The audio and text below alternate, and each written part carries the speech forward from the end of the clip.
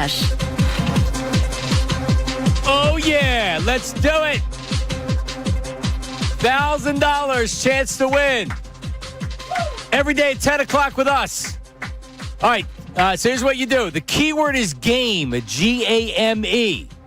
Keyword is game, G-A-M-E. Fanatic Parlay Cash, your chance to win $1,000. You have until 25 minutes after the hour to enter it on the Fanatic app or at 975thefanatic.com, or you can text it to the special contest short code 45911. One random entry wins $1,000 in this company-wide contest. Winners will get a call from Beasley, so be sure to answer your phone. Contest rules at 975thefanatic.com. Fanatic Parlay Cash stood up by Iron Mountain Men's Health. 5 chances to win each weekday, 8 a.m., 10 a.m., noon, 3, and 5. Again, game, G-A-M-E. Middays with Marks. The voices you trust. John Marks, Sean Brace, and Ray Dunn. All Philadelphia, all day. 97.5 The Fanatic and the Fanatic app. Well, listen, I've been saying all year, don't let the fires get hot, because then I'm going to cook. Middays with Marks, 97.5 The Fanatic. Good morning, everybody listening on 97.5 The Fanatic. Listening on the world-famous 97.5 The Fanatic app. If you don't have it downloaded already, what the hell are you doing? Download it. Listen wherever, whenever. Audio on demand. Video as well. And, of course, good morning to everybody watching on YouTube. You can like and subscribe to 97.5 The Fanatic. Watch the show live. Get involved in the chat. Watch the show at your convenience. Just subscribe to 97.5 The Fanatic on YouTube. As we say, good morning to Mr. Ray Dunn. Hi, Raymond. Morning, Johnny. How are you? How was your Easter? Oh, it was fantastic. Lots of ham was eaten. Lots of food Best was way eaten. to spend an Easter. Yes. Yes. How was your Easter? Good? Wonderful. Pickled eggs were good? Did not have pickled eggs. What? Yeah, I guess I miscalculated because we were going to brunch that the pickled eggs weren't going to be made. Ah, So that's a shame. no pickled eggs. We say good morning. We welcome back who spent the week in Florida. Oh! Mr. Sean Brace. Hi, Sean. Oh, great to be back with the gang. How are we doing? How we been? They're calling me Sanibel Sean these days. Is that the nickname they gave you down there? Yeah, apparently there's a West Palm Pete that's an influencer making the timeline for a lot of people in Florida. West Palm. I'm Sanibel Sean. All right, welcome. I'm happy to be back. I missed you guys. Are you? We got a lot going on in the Philadelphia sports world, in the sports world in general. Like the Final Four, has it not been? Yeah, I get it. You know, Saturday, one was okay, one was good, whatever. Bottom line is, man, how about that Duke-UConn finish a week ago? Tiger Woods, the video released all last week. Jeez, man. Unbelievable. Painter, the rookies delivering. And he's Crawford. going again tonight. Let's dig in, Sean. I know you have, but believe me, we'll give you opportunities to react to all the stuff that you probably were reacting to on the beach. I was like an idiot. Of course. I did the same thing. I was texting you guys from the line in Disney World. Oh, yeah. Being like, damn it, I wish I was on the air today to talk about this stuff.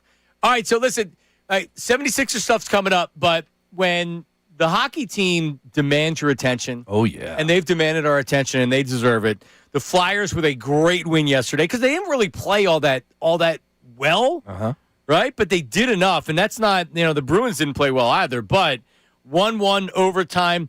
And what do you know? Porter Martone, the rookie, 19 years old, gets his first career goal as the Flyers win.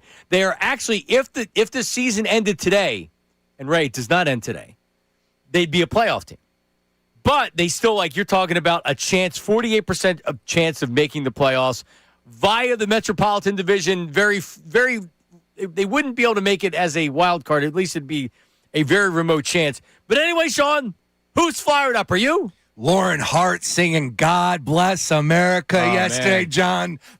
I had to get into my drawers and dust off my drawers. Actually, I was going to say, you put your underwear on. No.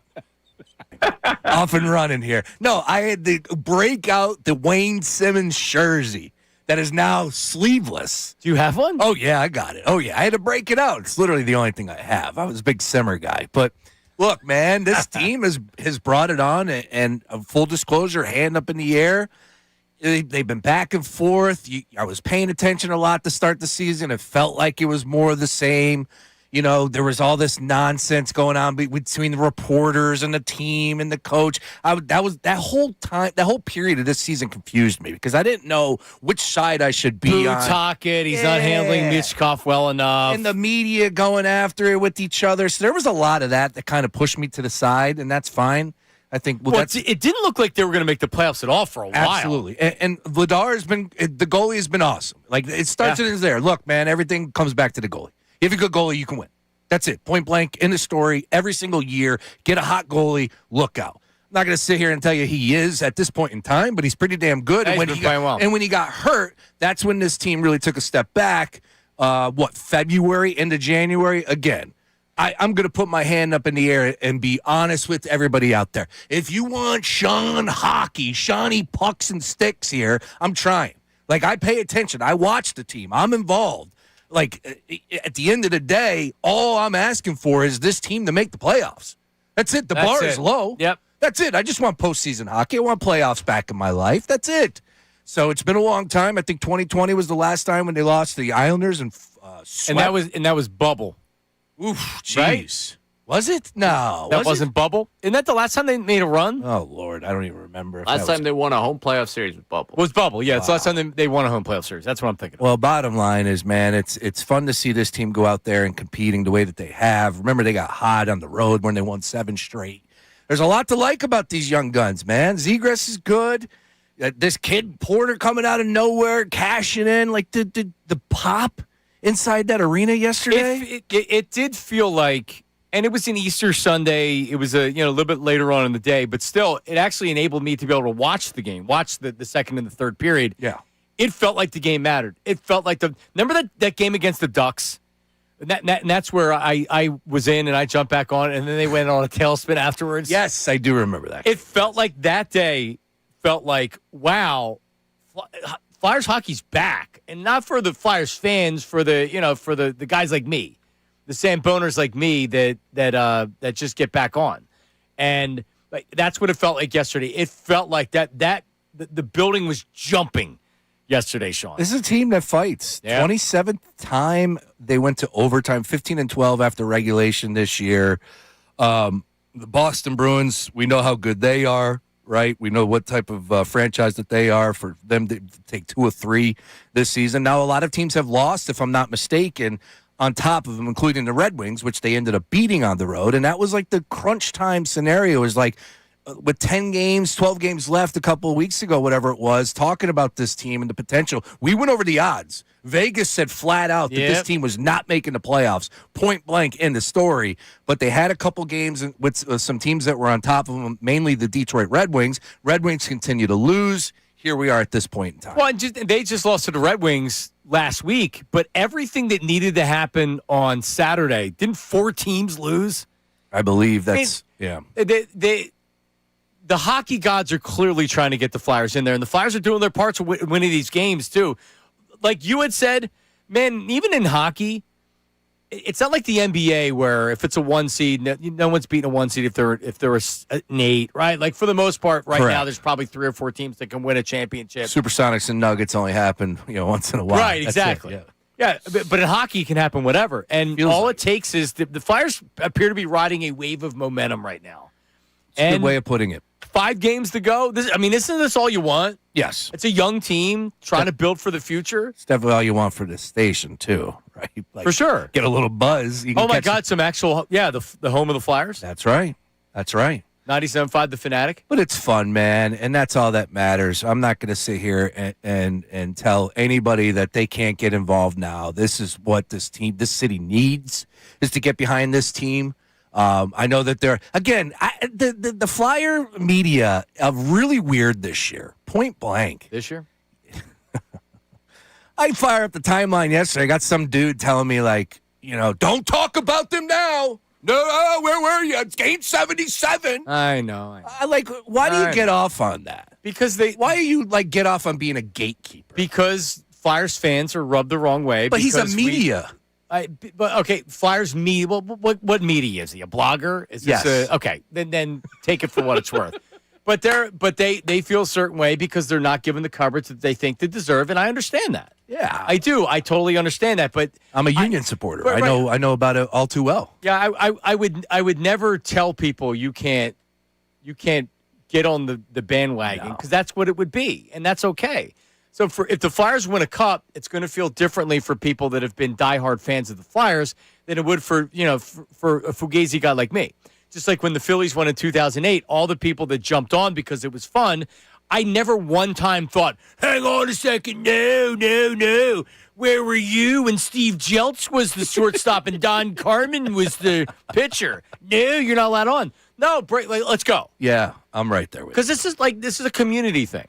Well, playoff hockey is the best. It is. It really is. Oh, man. It sure is. All right, so we'll play the goal coming up. We'll get Ray. Because I know, listen, Ray's a big Flyers guy. Right, Ray? A lot of people say that about me. They've never met a bigger hockey guy than me. I don't know about that, but as far as you follow it closer than I do, that's for sure. I tripped over that bar, Johnny. Not anymore. Don't let me get hot talking hockey. Let's go. 610-632-0975. We already have voice memos in. 610-632-0975 on the Davis Honda text line. So text, voice memo, phone call, and just make sure if you're texting your voice memo, name, location, occupation. 610-632-0975. We'll come back with the goal call. Also, if you were trying to feel good about the 76ers win on Friday night, Joel Embiid gave you a big bleep sandwich because he don't get it. We'll talk about that coming up next. Middays with Marks 97.5 The Fanatic. Hey, what about this? Check it out. Spring and summer. It's going to be an amazing sports season in the Philly region. All right? We got some playoffs starting here. We got a nice baseball season. And check this out. To get all the proper sporting good materials that you need, head on over to Rally House. Rally House, because Ray's going to be at Rally House. They have the best sporting good products you will ever see. And listen, I've been on Rally House since they first opened up the first one in college. I was like, damn, this place is great. And then as they've expanded in the area, a lot of people going to Rally House and like, I can't believe, man, you're talking about every team, every college team, everything, and the best stuff. All right? So, to kick off the Philadelphia Phillies birthday celebration of the most beloved mascot, without a doubt, the Fanatic, broadcasting live from Rally House at the Brinton Lake location. 965 Baltimore Pike in Glen Mills, Sunday, April 12th from 10 a.m. to 1 with Ray. And Ray's going to celebrate the Fanatic's 48th year, and that's right before the Phillies game against the Diamondbacks. So don't miss out because you're going to have an opportunity to win 4 $100 Rally House gift cards during the broadcast. Once again, it's coming up Sunday with Ray, Rally House, Brinton Lakes location in Glen Mills on Baltimore Pike. This Sunday, April 12th from 10 a.m. to 1 p.m.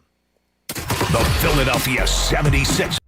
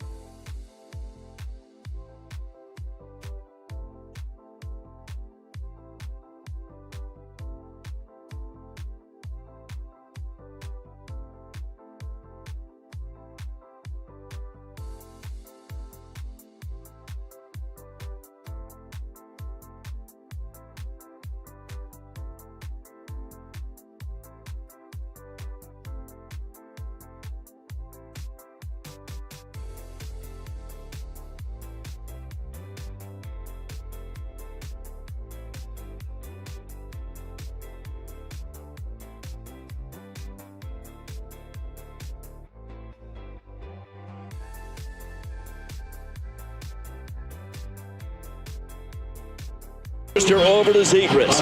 Zegras down low. Dvorak, they've got connecting on the far side. Tyson Forster, top left circle. Over to Zegras. Zegras down low in front. Martone will stop the rebound. They score!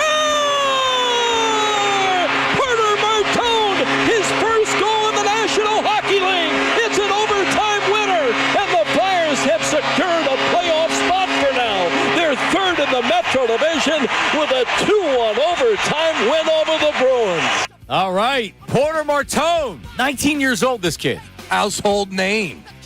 First 4 games as a pro, 1 goal, 2 assists. How about that?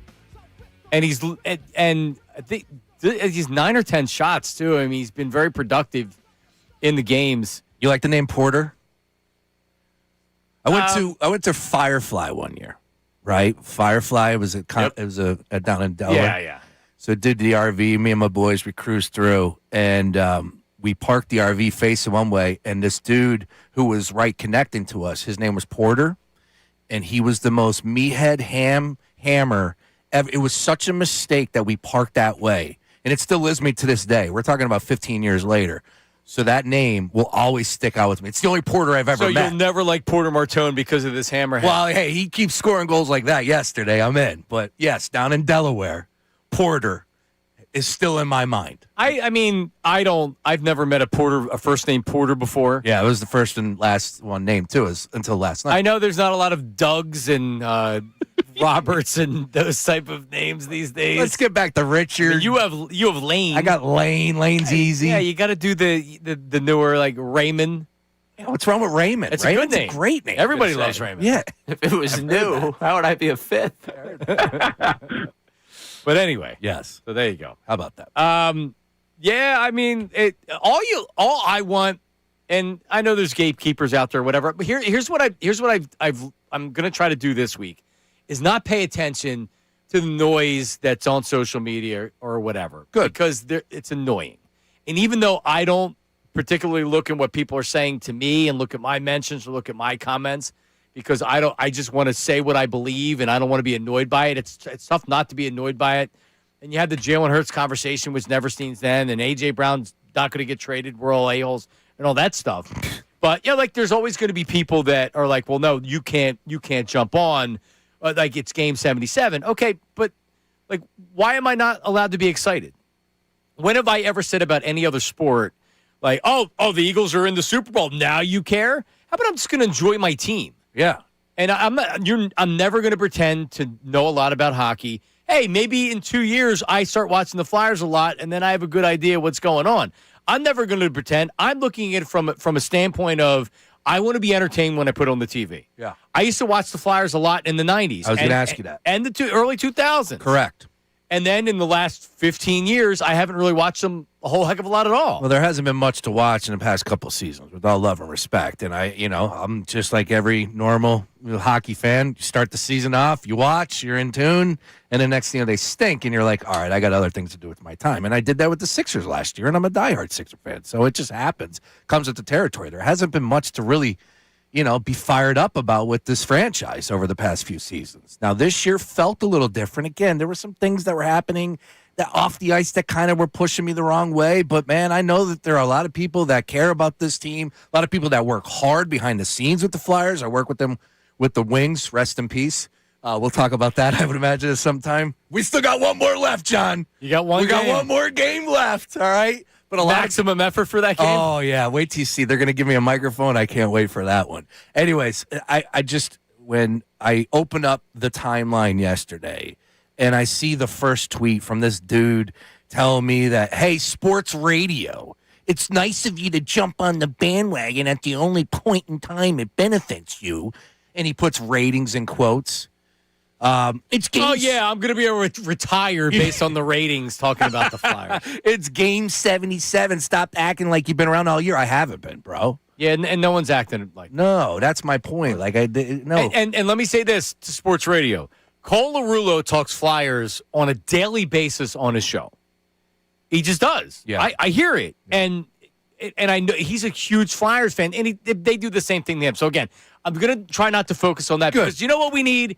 We need a community of Flyers fans banding together from the diehards, from the people that have been there for every 77, for all the 77s. Extend an olive branch, you're saying. Right. Yeah, like say, hey, Marks, hey, Brace, hey, Ray Dunn. Can we get that? Welcome to the party. Yeah, can we get that one time?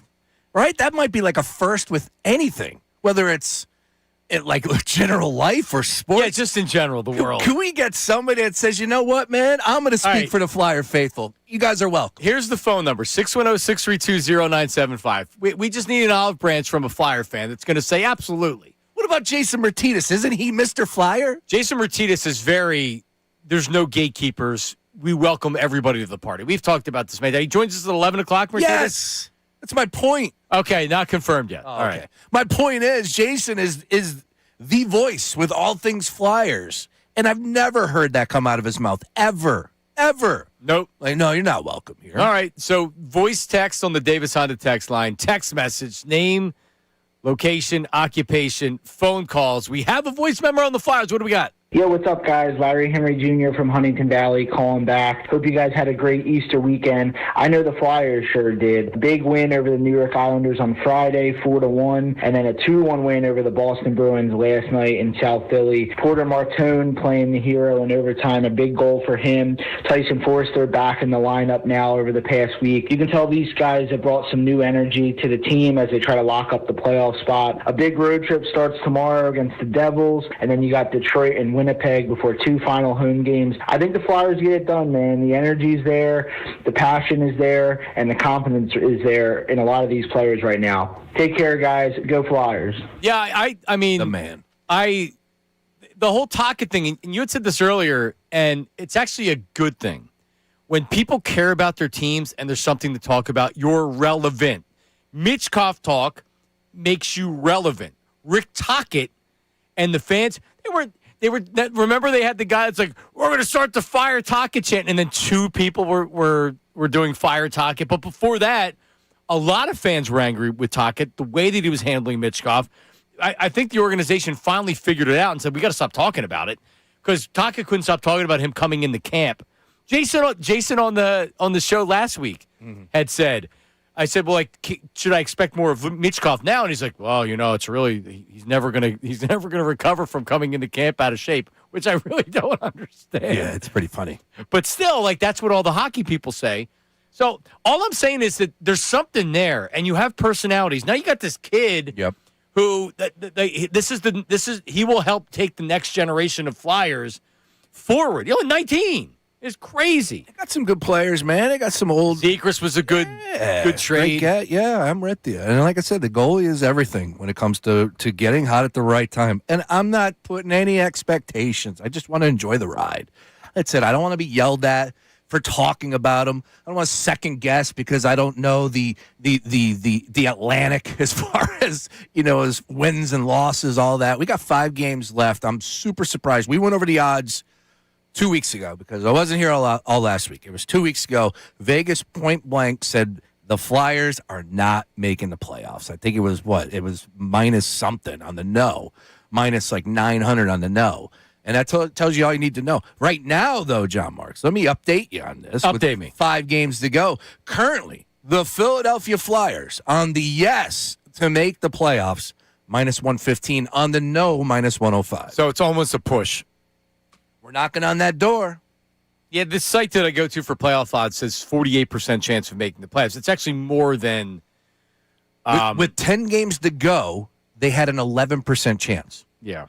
So here we are. It's actually over 50 because it's 48% to make it as the third spot of the Metropolitan Division, and then there is a small chance that they can make it as a wild card. It's very small. Yeah. So, well, look, I like you said, there's something to talk about. There's something good with this franchise, good with this team. Great to tune in and watch them fight and actually come away with the victory instead of losing. And, I get it. Some guys are going to feel themselves and maybe put something on the timeline that might be gatekeepy. And maybe they regret that to a point. Because at this point in time, we need everybody, man. That's what it's all about. Rejuvenating this season or this city, getting the juices going here with the month of April. We don't have much. What do we got going on in the month of April? Sixers playoffs? early season. Well, we're going to talk about them in a second. Early season Phillies, and they're out west, so that's a good reason just to kind of watch them. Sure. Oh, well, then I can't wait anymore for you and the 76ers. Oh, yeah. All right, because you were angry that Embiid I still am. took as long as he did coming back, so they come back. So being on the air when last week it's April Fool's Day and Daryl Morey makes the comment that he's not playing, and then Embiid's very angry about that. And then, of course, you get the jock sniffers that are like, he's clearly just doing an April Fool's joke. And it's like, yeah, no, he's not. That was weird, yeah. Yeah, the whole thing was bizarre. It really was. So, unfortunately, what we have to do now with your former MVP and your franchise player, now we can't even worry about what's going on because it's like, this is weird. Is he mad? Is he not mad? Was it an April Fool's joke? I mean, I never thought it was an April Fool's joke. And then you find out after the game that it wasn't an April Fool's joke because he's mad. He's still mad. So he doesn't show up to a team activity on Wednesday. So they rule him out, and it's pretty clear to me it was a punishment. Like, hey, if you can't make it to film study, then you're not going to play tonight. And Embiid was mad because he wanted to roll out of bed, and he wanted to just play in the game because he's probably done it 1,000 times in his career. And he was sick, too. Don't forget about that. Dude, we're going to play the sound, and then I'm going to address it. Because, by the way, here's the other thing. They won the game on Friday night, which was very important to win one of those against two games. Minnesota. Against Minnesota. So they have an impressive win on Friday night. And we can't even enjoy that because you got to deal with this afterwards. Now, he doesn't play on Saturday. I have no issue with that. They got blown out by the Pistons. Whatever. Okay. They're right now, if the season ended, they're the 6th seed, so they control their own destiny. They're going to it's tough. They got some tough games coming up, so we'll see what happens. So they win the game, and B plays in the game. Oh, he was also doubtful. So on Friday morning, Ray and I are talking about, like, is he even going to play? And I'm like, he's playing. No freaking way he's not playing. Like, this is the worst cold in the history of colds with Embiid. Seriously. This guy's immune system. How about some vitamin C caplets? Jesus, man. So here's Embiid. Here's Embiid after the game. We'll stop it and go whatever because this drives me nuts. Here's Joel Embiid after the game. I was pissed off. I wanted to play basketball. I wasn't allowed to play basketball, so I think this is more of a question on Daryl Moore and you know whoever makes the decisions. I think going into Miami, I was pretty sick. But I understood how important the game was, and I still want to give us a chance to go out there and try to do something because of how important the game was. And same thing. Felt a little bit better going into Washington. Definitely much better than I felt against Miami. All right, so let's stop real. So is that it? So Monday he said he was really sick. He played, and then Wednesday he said he felt a little bit better. Did he say a little bit better? Or he felt much better. So he felt a little bit better on Wednesday, right? Do we have more? All right, continue. Woke up, didn't sleep until probably like 5 in the morning or 6. So with that, couldn't make it a shoot around, and and then after that. I found out online that I wasn't playing, that night. So, that kind of caught me off guard, and that pissed me off. But then again, I guess they make the decisions. So it doesn't matter what I think or not. I just gotta follow. So, but to answer your question, that's more of a question for Dell and them. There you go. So here's my question. Because we actually played the Brett Brown sneezing thing, and this was from a game that did he play or did he not play in? They initially didn't think he was going to play, and then he actually got to he did play. But it's the same thing there. He didn't go to bed till 6 o'clock in the morning. So here's my question: I remember that. Have you? And Ray, you can answer this honestly. Same thing with you, Sean. Have you ever had a cold? And by all means, this is a cold, right? This isn't the flu, and I don't know exactly what the symptoms were, right? But this is a cold. Have you ever been up all night until 5 or 6 o'clock in the morning because of a cold that you weren't able to sleep? Seriously. Because I can tell you, like, my 4-year-old who doesn't know how to blow her nose and is stuffed up, she doesn't stay up till 5 or 6 o'clock in the morning when she has a cold. Yeah. What grown man that's 31 years old can't take cold medication or something to where they're not up till 5 or 6 o'clock in the morning the day before a game, the night before a game? Why is he up until 5 or 6 o'clock in the morning till then he can't make it to shoot around or can't make it to the meetings? Ray, have you ever had a cold where you're up till 5 or 6 o'clock in the morning, not throwing up, not a fever or anything like that? By no indication is this a fever or anything like that. This is a cold, all right? Have you ever been up till 5 or 6 o'clock in the morning? No. Okay, this guy can't get down the mental part of the game. This is what it comes down to. To be, and it's amazing that he's made it this far and he's played at an MVP level. Because how many times has this happened where he's sick? It's not just the injuries, where he's sick. To be a champion, you can't have a player, your best player, the MVP, that's so erratic that he can't go to sleep before 5 or 6 o'clock in the morning and then he can't make a team activity. It's important to the 76ers that Joel Embiid is present and making an effort to be at a team activity. And it's clear that he's missed this stuff before. Just ask Tyrese Maxey. He's late to everything. It's clear the Sixers are frustrated by this because they sat him out as an almost suspension. It's clear his teammates, who probably love him because there's no reason not to like Joe, I'm sure they like him personally, aren't frustrated or don't roll their eyes. Oh, well, it's up till 5 o'clock in the morning, and that's why I couldn't make the film study. Why are you up till 5 o'clock in the morning? Take some freaking NyQuil at 8 p.m. and go to sleep. Go to sleep, yeah. What am I doing here? We're talking about a cold. It's always something with it.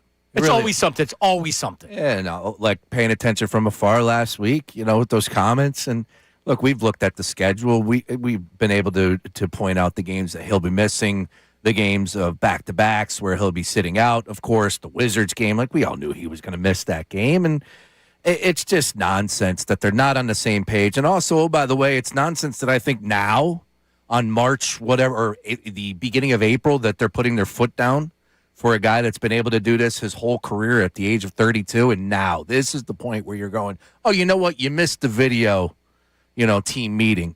No, we're going to hold you out. And, oh, by the way, didn't they not communicate to this? Because that was the big thing. Well, that's what he claimed. Said. Yeah, that he irked him the most. But also, this wouldn't surprise me if that indeed is the case. Sure, I agree. That Morey, and that's where you can see it was frustration, Morey's just like, all right, he's out. He's out. At that point, isn't Joel sleeping? And then he tells the reporter who says, what's the status with Joel? And then he gives the answer of, well, he was too ill to go to the team activity, so he's not playing tonight. And he finds out because then that's put out the official designation, and then he finds out from Twitter, essentially. So do I think that could have happened? Yeah, of course I think that could have happened. But it shows you the level of frustration with the 76ers. You think the Sixers want this? No. Do you think the Sixers want this type of distraction? Is there any team in the league that goes through this type of distraction on a regular basis? And to your point, Sean, because Ray had brought this up last week, and I think it's a good point, why are you putting your foot down now? Yeah. Well, clearly there was frustration to where, like, if Morey wasn't that frustrated, I mean, don't you want him to play? Don't you want him to be happy? Like you Against the Wizards, though? Yeah, but they were planning on playing him. Yeah, I know, but it's like, okay, well, if you're going to miss, now I know I could send a message, I guess. Is that the point of what they were trying to do? But look when the message is received. It's not. Oh, no, yeah. Like even before when Maxey called him out, he what was his reaction to it? His reaction was, I'm going to find out who did it. And he did. And who was it? A lot of people lost their gig. Oh, the Sixers reset everything as far as the PR department last year after the season. A lot of people lost their gigs. Really? Yep. And it was all based off from everything that I heard. A lot had to do with the Joel Embiid situation. Well, so he was searching to see who did it, and then he said, oh, well, I might have been late once or a couple times, so I wasn't late all the time. It was exaggerated, and he wanted to find out who did it, as opposed to being like, you know what, I got to be better. And he doesn't even have to say that publicly. He's just going to do it. And I don't know what happened after that. I don't know if he was better. The whole season was a disaster. It was. But you can clearly see that nothing has changed in that regard. Did anybody come out after the game for the Sixers and have Joel Embiid's back? Did any of the teammates come out and have Joel Embiid's back? I mean, I didn't hear that. Anybody could have done it. I don't know the timing. Usually Joel takes forever to get there. He's the last that talks, and that was indeed the case again. Right. He's the one that made this a story on Friday night. Mm-hmm. Because he teed off on Daryl Morey. So I guess no one followed up with any of the teammates come Saturday. But right. I'd imagine the story that we kind of were able to paint on Thursday when we came in after watching it all on Wednesday was the story of how this all happened. Where he wasn't at shoot-around, it wasn't a film, whatever you want to call it, film, shoot-around, wherever they were, and he wasn't there. And he was sleeping, and he woke up, rolled onto Twitter, and he was going to try and troll his way back into the lineup. Right. Or, there's a chance that he also didn't. Because the first tweet was, no, I'm playing. And then when he found out he can't because they designated him out and they spent, it was $100,000 when they, I mean, think about that. He was designated out, and then they actually let him play, and they got fined $100,000 for it. You think that was just it was an accident that it happened? He was trying to do it again. Yeah. Well, the big thing for me is again from the fan perspective, and that's where I'm at. We continue to lose. The 76er fan, just continues to lose, and here we are now with this new NBA, and maybe I need to get caught up because you got a situation with the Lakers, and a couple guys have went down that are big-time players. Of course, Luka is at the top of the list. Austin Reeves is out now for an extended period of time, and the Lakers' championship hopes are just gone. I get that, but you said something about the game against the Pistons that you weren't really dude, I'm pissed off about that. Play the games. Play the bleeping game. You are paid to play the games, and you don't even suit up, and then you cry to the media, and now you're taking it out on Daryl Morey and the media, and Morey, I'm just tired of it. I'm a Sixer fan, and we continue to get the middle finger year after year, and if you don't feel that way, that's fine. This is one man's take, as always. It's just absurd. I'm sitting back, and I'm like, what are they yelling about? Just play. You got Paul George, who actually looks pretty good. It was a bad game against the Pistons. No, he's looked great. 5 games before that. Yo, Embiid, match the effort. I don't care. Play the games. There were, 10 games left when he came back? Get out there. This team is playing for a playoff seed. I don't care if it's the 6th seed. I don't care if it's the 5 seed, whatever it is. Get in the playoffs. I've had enough of this nonsense with this team and Joel Embiid and Morey. I really just want something completely new next year.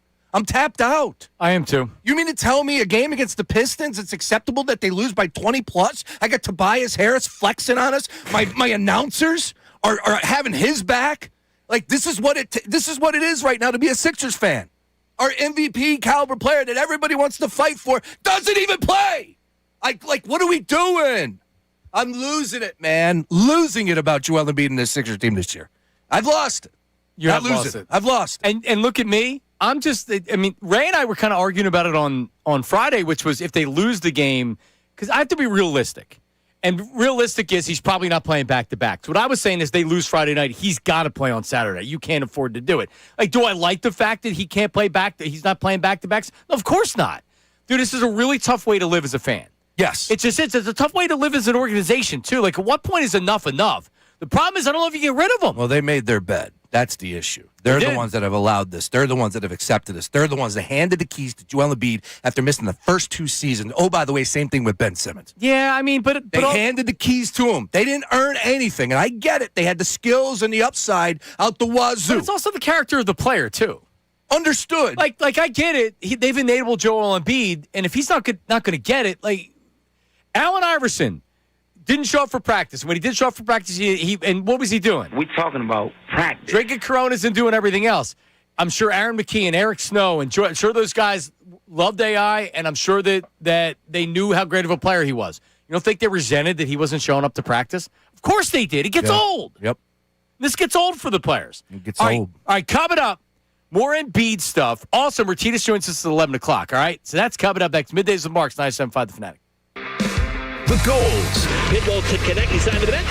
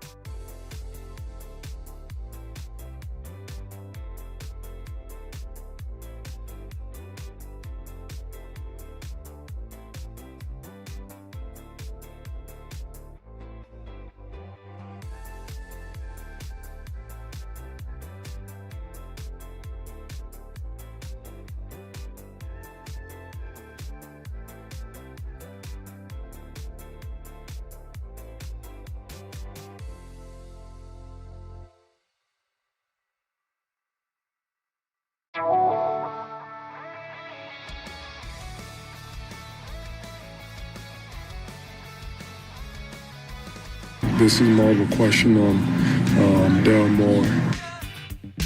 Yeah, it is a question for Daryl Morey. Paging Daryl Morey. Daryl, hello.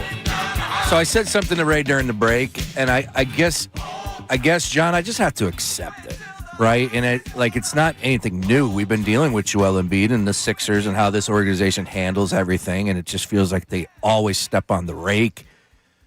But as a fan, I can't accept that. I can't tune in day to day. I can't go down there and spend $18 on a beer, watch the games, and pay $30 to park just to watch this team go out there and not get the max team if everybody's available. I just can't accept that. I refuse to. And I don't care what took place with Luka and Austin Reeves, who's out for the next 6 weeks. I don't care. Bottom line is, you're paid to play. Get out there and play. Play, dude. We got 10 games left in the regular season. We did. I know we're half down. What do we got? Five games. Tonight. Right. I was asking the question. No, I think four. Four, you're right. Yeah, two, 3 on the road and one at home. Are we sure he's playing tonight against Wemby and the San Antonio Spurs? To your point, we should never be sure. Yeah. But, I mean, I'm just numb to the fact. This is what you're going to get, whether it's this year, last year, year before. And if it was just the injury stuff, it's just the injury stuff. It's clearly not. I mean, at what point does a guy just say, he's never going to get it? He's always, you think he's at fault with this? You think he's ever going to get this? No, ask Daryl Morey.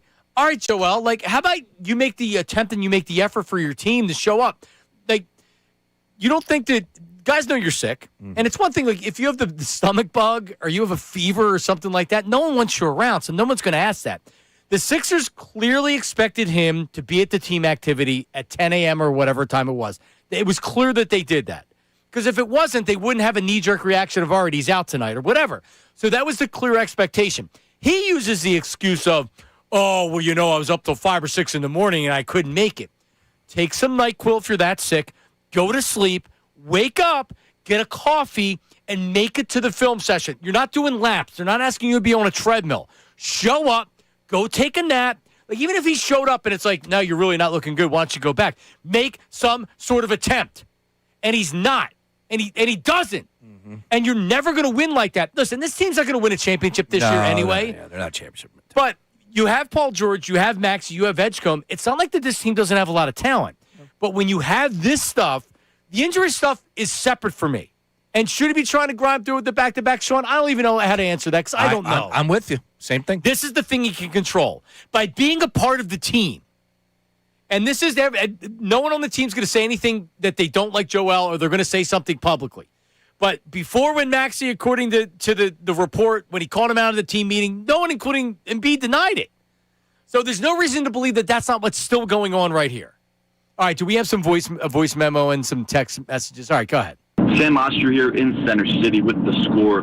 I couldn't believe what I heard over the weekend. Joel Embiid gaslighting his own organization like he's an 18-year-old girl, pretending like he didn't do anything wrong and couldn't understand why they ruled him out for that game with an illness when he missed a shoot-around and film session in the morning. I'm sorry. You used to get away with that stuff, Joel Embiid. It's a new day. It's a new era. You want to know why? Because you don't deserve the superstar treatment anymore. You don't play enough to get the superstar treatment that LeBron James gets, and Kevin Durant and Steph Curry and all these guys get, where they can miss some team activities and still get what they want. Joel Embiid, when you were an MVP, fine. But when you're playing 30 games a year, you don't deserve it. And you don't deserve this, and it was absolute BS what he did, throwing his organization under the bus. An organization, by the way, under Daryl Morey, that's had his back publicly time and time again when they don't even know half the time whether he's going to play, whether he's going to show up. We're talking about a 30-plus-year-old man acting like an 18-year-old girl. Thanks, Sam. Rack 'em. Yep. More of the same. You think this is what the Sixers want? You think that they're overreacting by doing this? I get it. Why do you not enable them now? You've been enabling them. Well, you know what? When are you going to start? After this season, you have young players. And Maxey's not that young of a player anymore, but you have a guy like VJ Edgecombe who doesn't seem like he wants to do anything but play basketball and win. Right? Paul George actually looks great coming back. And he's out there and he's working with Edgecombe. That's like his big brother.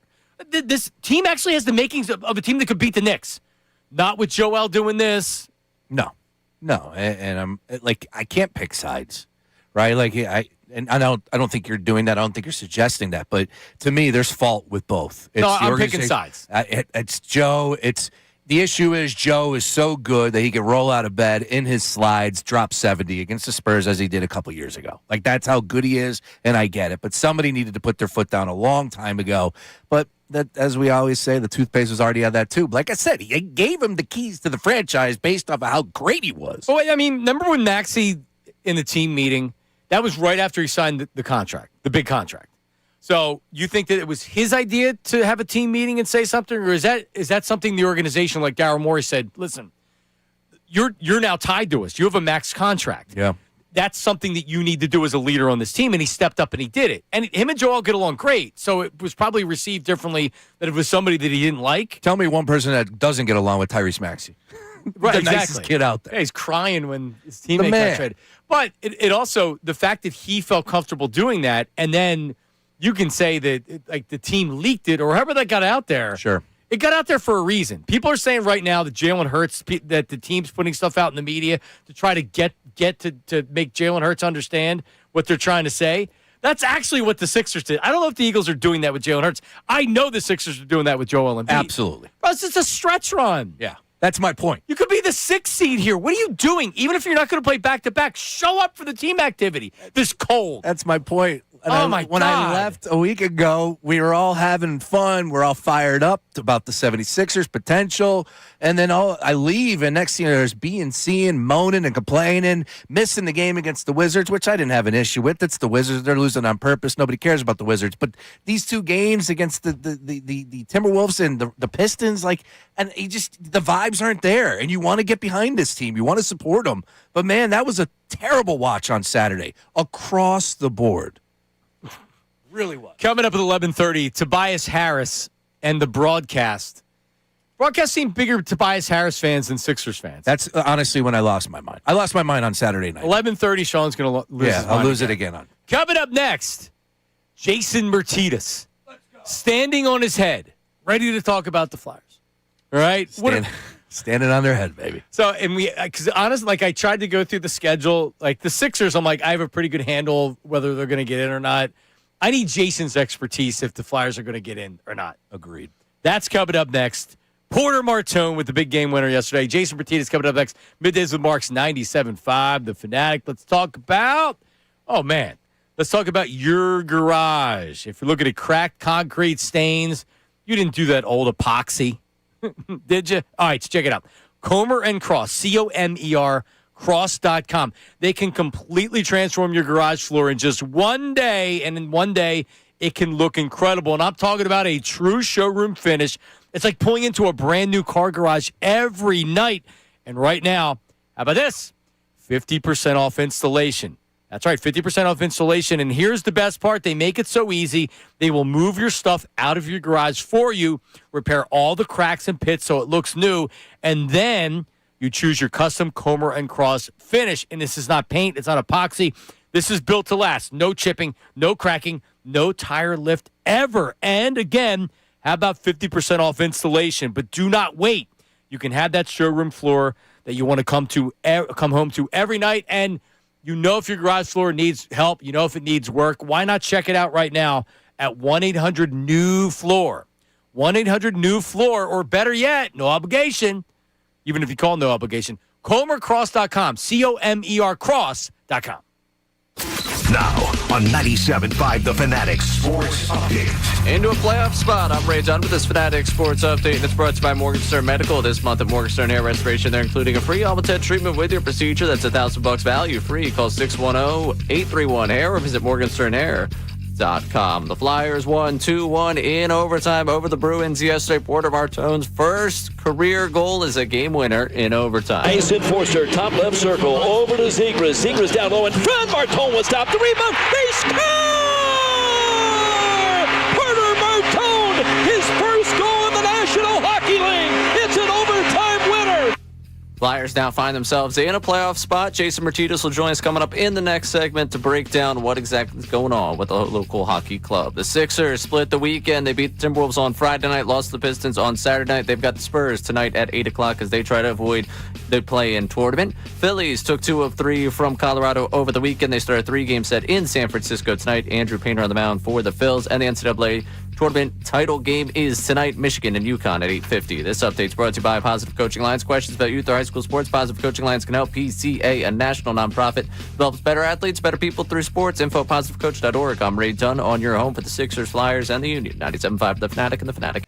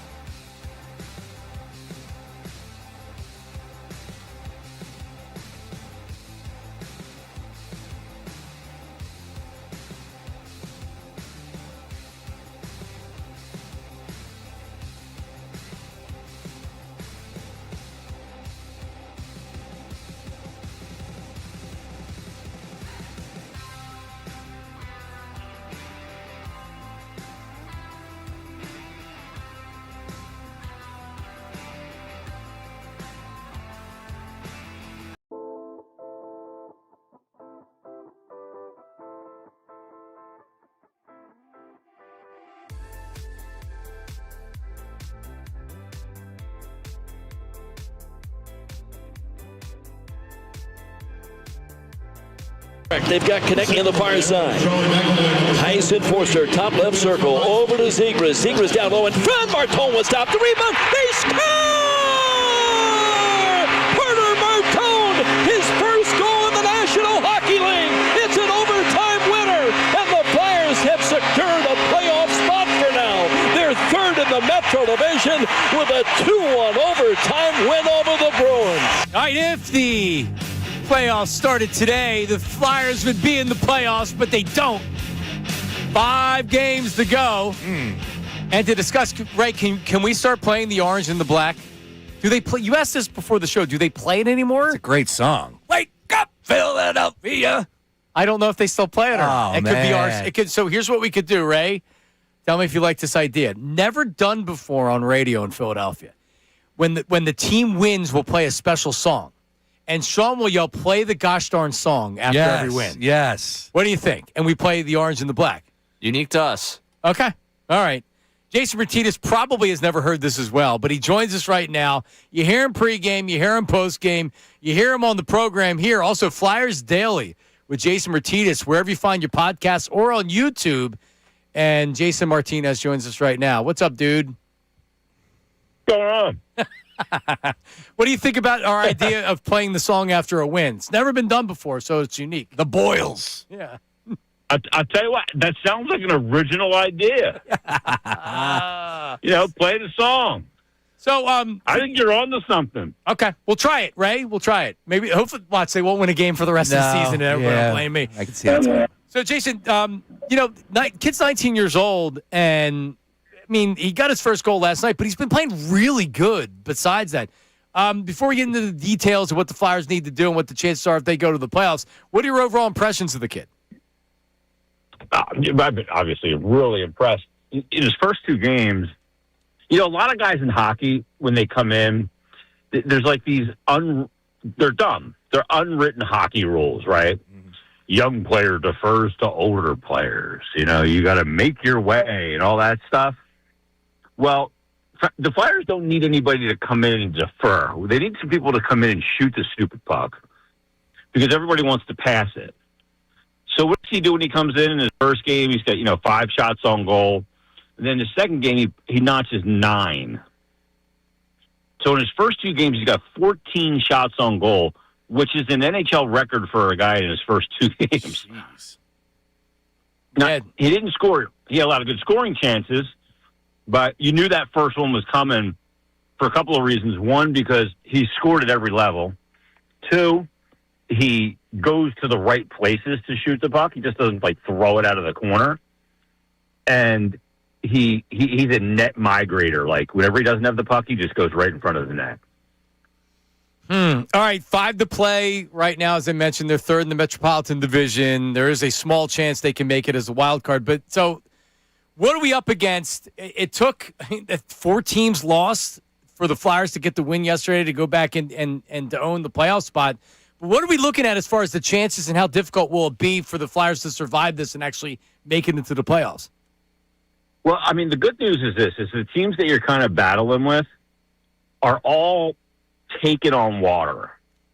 Columbus has been horrible. I think they're 1-8-1 in their last 10. You look at a team like the Islanders. I mean, the Islanders fired their coach with 4 games left. Patrick Waugh. It's not like you fired some shrinking violet. You fired Hall of Famer Patrick Waugh. And, the teams that they're battling, Ottawa's been up and down like a toilet seat.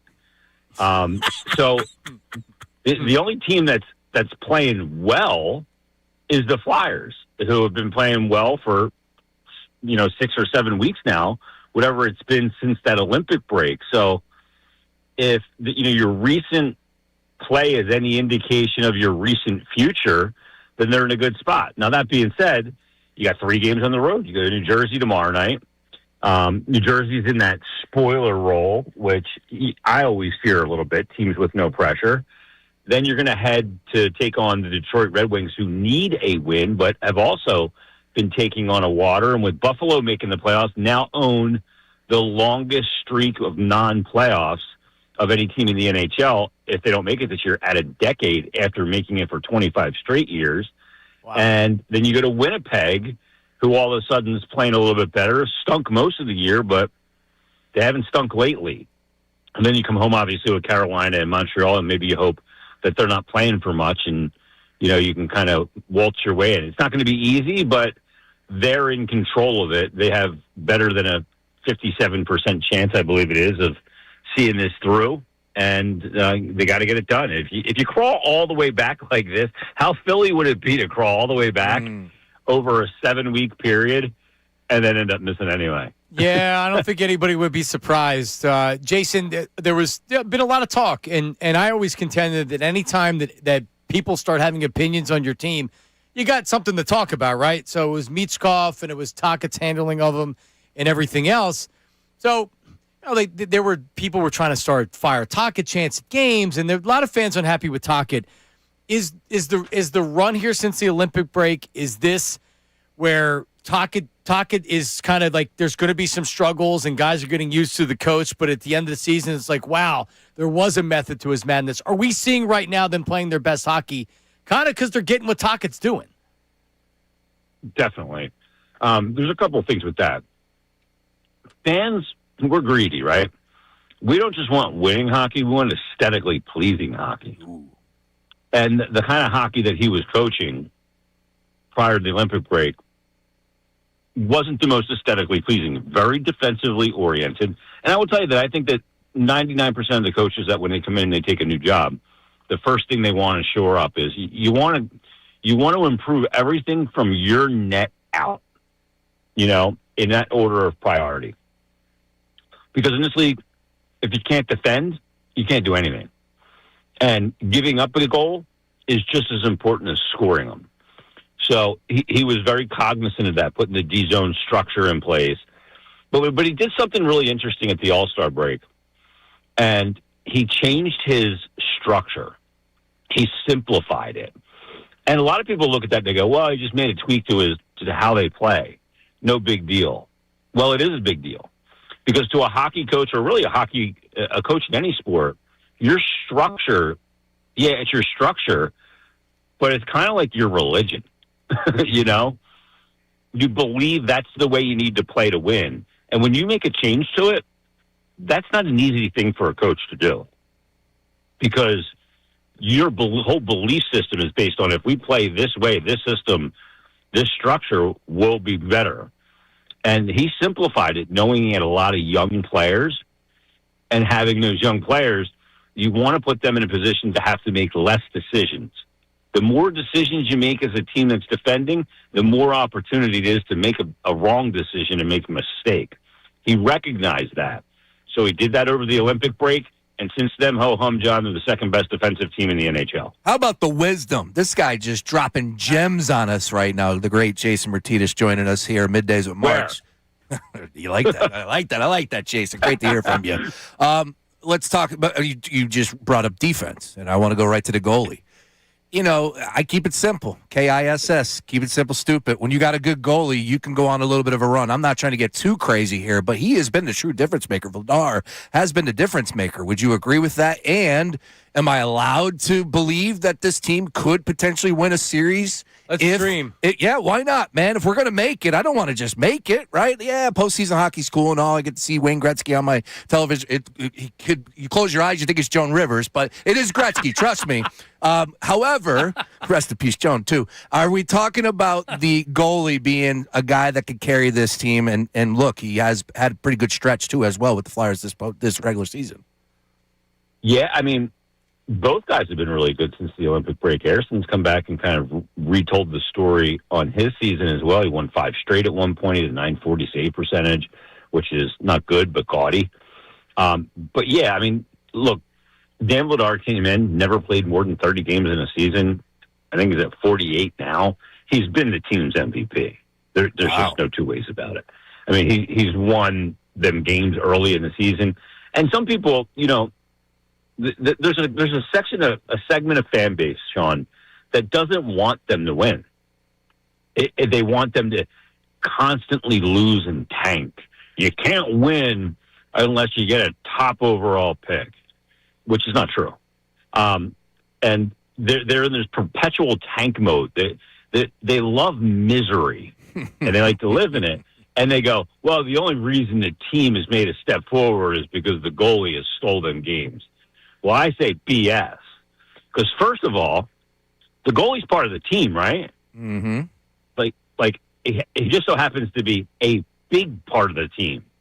And I will never, on my planet Earth, apologize for getting good goaltending and it resulting in wins. Plus, the goaltender is also a product of his environment. There's the notion that goalie see puck, goalie stop puck, goalie see puck, not stop puck, he's an idiot. He stinks, right? That's not the way it works. A goaltender is so beholden to his environment. Now, he can outperform his environment for a period of time, but eventually that environment will bring him back to where he should be and where the environment is. The environment under Rick Tocchet has become very predictable for a goalie. And that predictability lends to a goaltender performing well. Vladar's performed well, outperformed it at times, but also that environment and that Z-zone structure has been a big element why he's performed well. So the two go hand in hand. All right, so we have Tuesday, so that's tomorrow right here on the Fanatic at New Jersey, and then Thursday. Is there a Sixer game on Thursday as well? There is, so I don't. Maybe they shift to MMR, but you can hear Jason Myrtetus on the intermission, on the post. Oh yeah, appreciate it. It was jamming yesterday down there. You could feel it. Yeah, there's been a vibe down there lately, but like yesterday was, kind of the culmination. And then, Martone goes out and gets his first game winner, like a la John LeClaire, banging away in front of the net. It was cool. And you know what? Like, as much as I'll leave you guys with this, I've said this a bunch lately. As much as I want to see these young players get playoff experience, and I think it's important, screw the players. I want to see it. Yeah. I think the fans that pay green money for those tickets, they want to see it. The people who invest emotionally want to see it. I know Brace wants to see it. Damn right. I even want to see it too, Jay. Yeah. I mean, look, we deserve it. After the 5 years we've been through, there hasn't been a home playoff game at that building since 2018. That's 8 friggin' years ago. Wow, man. Yeah, I agree. Because they were in the bubble. Hopefully they can make it happen. Hopefully we can make it happen. And you guys know this. Hockey in shorts in the spring is great. Oh. And whenever they're in the playoffs, the clientele in the building, i.e. the women, the level goes up and up by the round, boys. What is this, 2010? What is it? We're going to bring it. strippers in next segment? You can't mention women. That's not allowed, Jason. Yeah. You know what, John? I just did. He enjoys going to the barn. That's what it's all about. For sure. All right, dude, listen. Hey, it gets more enjoyable by the round. That's right. Keep us updated. We'll have you on again this week, all right? Here it is. Thanks, boys. Here it is.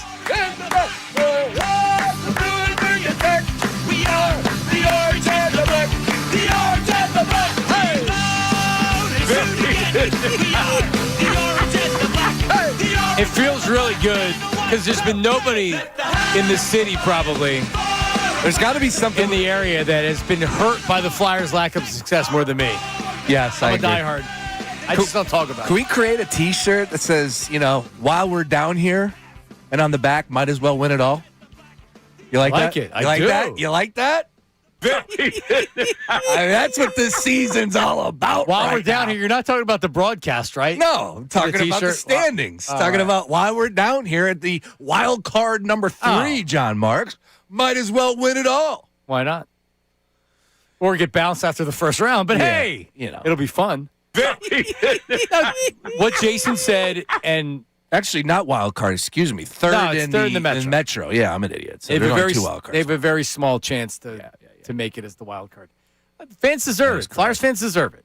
As much as we kid, and we're gonna have a gatekeeper coming up later in the show. Did he say he could do 12:30? 12:30 it is. All right, the gatekeeper that put on Sean's timeline that you're not allowed to enjoy it. I will give his name, Brandon Summerman, I would imagine. It's 2 N's, and he is the managing editor over at Brotherly Bully. I know you're on there a lot. Yeah. He used to do stuff on Broad Street Buzz, and then there's something else that he does. But anyway, yeah. Sure, he surely knows more hockey than me, but he was all juiced up yesterday. And he put in the tweet, no, sorry, Sports Radio, you don't get to talk about it. Can't enjoy the Flyers. Nope. Okay. Okay. Can't do it. We're all Philadelphia fans here. Hey, man, so Jason brought up, as the rounds go on, I remember those Carters and Richards days, man, when my bar tab was just through the roof. I mean, that was an incredible run. When they went to the Stanley Cup and lost, obviously, to the Blackhawks, that year was awesome, man. And was it the year after they had the Winter Classic? It was like 2 years ago. You and I went to that game. That was awesome. Yeah, man. That whole experience, they had was it HBO that had the Correct. the lead up to it? Yeah, you had the Laviolette sound bites. I want to see people rip their hearts out of that chest. Let's play with some Jamin here. Let's go. Now we're cooking. See, yeah, I love the Flyers. What else was another one that you got from that? Oh, you got So Humongous Big, which we have on the board somewhere. Brizgalov, where he said, "You don't go to Philly, you go to hell," something like that. You go to hell. He turned into being a pretty damn good goalie. Let's play with some Jamin here. Let's go. Yeah, Lavi was the best. What's the problem now? What's the problem now? So good. He was awesome. That might have been the best. That was a great run with Laviolette. I And they agree. never last very long because then the coach burns out and they fire him. Yeah. That's how it works. Tortorella got another gig in Vegas. Like, they take their hockey serious out there. I could not believe he got hired. In what other sport do they fire the coach that's literally like they're in the playoffs, so they're trying to get to the playoffs? They fire the coach with 8 games left. It's happened twice. Patrick Roy got fired. It has a very soccer vibe to it. It sure does. Because soccer is crazy like that as well. Once the manager loses the team, then you got to make a move. Towards getting the gig out there in Vegas. I almost fell out of my beach chair when I read that last week. That's awesome. But the Flyers fans deserve this so much. Yes. 8 years since the last home playoff series. Starts and ends there. It's about the fan. Today's show is about the fan. The Sixer fan, too. Yes. The Sixer fan has been given a bleep sandwich by this organization. And I'm not getting personal with Josh Harris or Maury or whatever. In general, it was before Josh Harris. It was before Daryl Morey. It was before Nick Nurse. Yeah. It's been a long time. If you're a 76er fan, this was always the problem I had with Doc Rivers and Daryl Morey for that matter. To me, their tone was always, well, I wasn't here then. You can't blame me. I've been great since I've gotten here. Yep. No, you do have to, you may not have made the bad decisions or you weren't a part of it, but now you've taken over the team because we were a part of it. You're going to act like that I'm supposed to be happy because you weren't a part of the last 40 years? Like, come on, man. Anyway. Yep. So we have more on the 76ers coming up.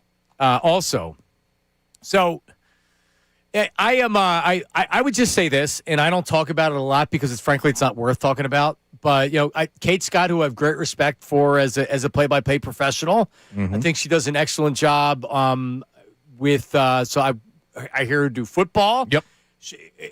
Doing her basketball play-by-play, she's good. She's fine. She's a pro. I don't think her and Ala are a good mix at all. If you put Mark Jackson in there with her, if you put somebody else that maybe wasn't so pukey like Ala, let me tell you something, partner, right? Ala has done nothing for me, even with Zoom off.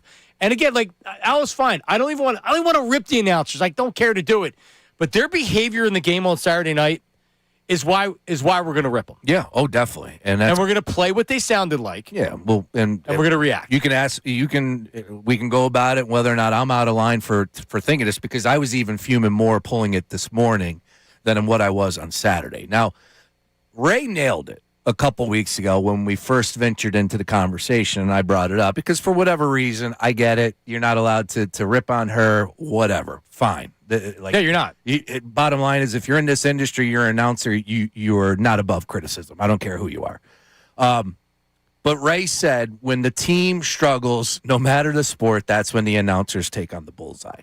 And to a point, I agree with that. At this point in time, I will. However, Saturday I tune in, and I was just floored at what I was hearing with the whole Tobias Harris conversation about booing and not booing. And, oh, by the way, why are we booing? And again, we'll play the audio. I knew what I heard at that point in time. It was even worse this morning. Why was he being booed? Is that even a real question? Haven't you been here for how many years doing the games? I think you know exactly why. You may not. See, the problem is they disagree with it. It's not that they don't know. When they ask them, well, why are they being booed? You know damn well why he's being booed. Yeah. Stop acting stupid. It's that you disagree with it, which is fine. You can disagree with it, but here's what you have to know. And we'll get into it coming up. Yeah. 610-632-0975. It's the weekend recap with this conversation and the sound coming up next. It is Middays with Marks, 97.5. Now on 97.5 The Fanatic Sports Update. Playoff push. I'm Ray Dunn with this Fanatic Sports Updates brought to you by Allstate. Some people just know you can save money on car insurance by checking Allstate first. So what are you waiting for? Check Allstate first for a quote today. You're in good hands with Allstate. The Flyers won 2-1 in overtime over the Bruins yesterday. Porter Martone scored his first NHL goal. It was the game winner for the Flyers as they get the win over Boston. Flyers win the draw in the Boston zone. Forrester over to Zegras. Zegras down low. Dvorak, they've got connecting on the far side. Tyson Forster, top left circle, over to Zegras. Zegras down low in front. Martone will stop the rebound. They score! Again, the game winner in overtime for the Flyers, now sitting in third place in the Metro. They're in a playoff spot as of today. Sixers split the weekend. They lost to the Pistons on Saturday after beating the Timberwolves on Friday. They've got the Spurs tonight, 8 o'clock. You can listen to the game right here on the Fanatic. Phillies took 2 of 3 from Colorado. They start a 3-game set in San Francisco tonight. Andrew Painter on the mound for the Phils. And the NCAA Tournament Championship game is tonight between Michigan and UConn at 8:50. This update's also brought to you by True Green. True Green is the easiest way to get golf course quality lawn. Don't wait. Sign up at truegreen.com. By April 7th, get 6 weeks free. Let the pros do the work so you can enjoy the weekend. Restrictions apply. See site for details. I'm Ray Dunn, your home for the Sixers, Flyers, and the Union. 97.5 The Fanatic and the Fanatic app.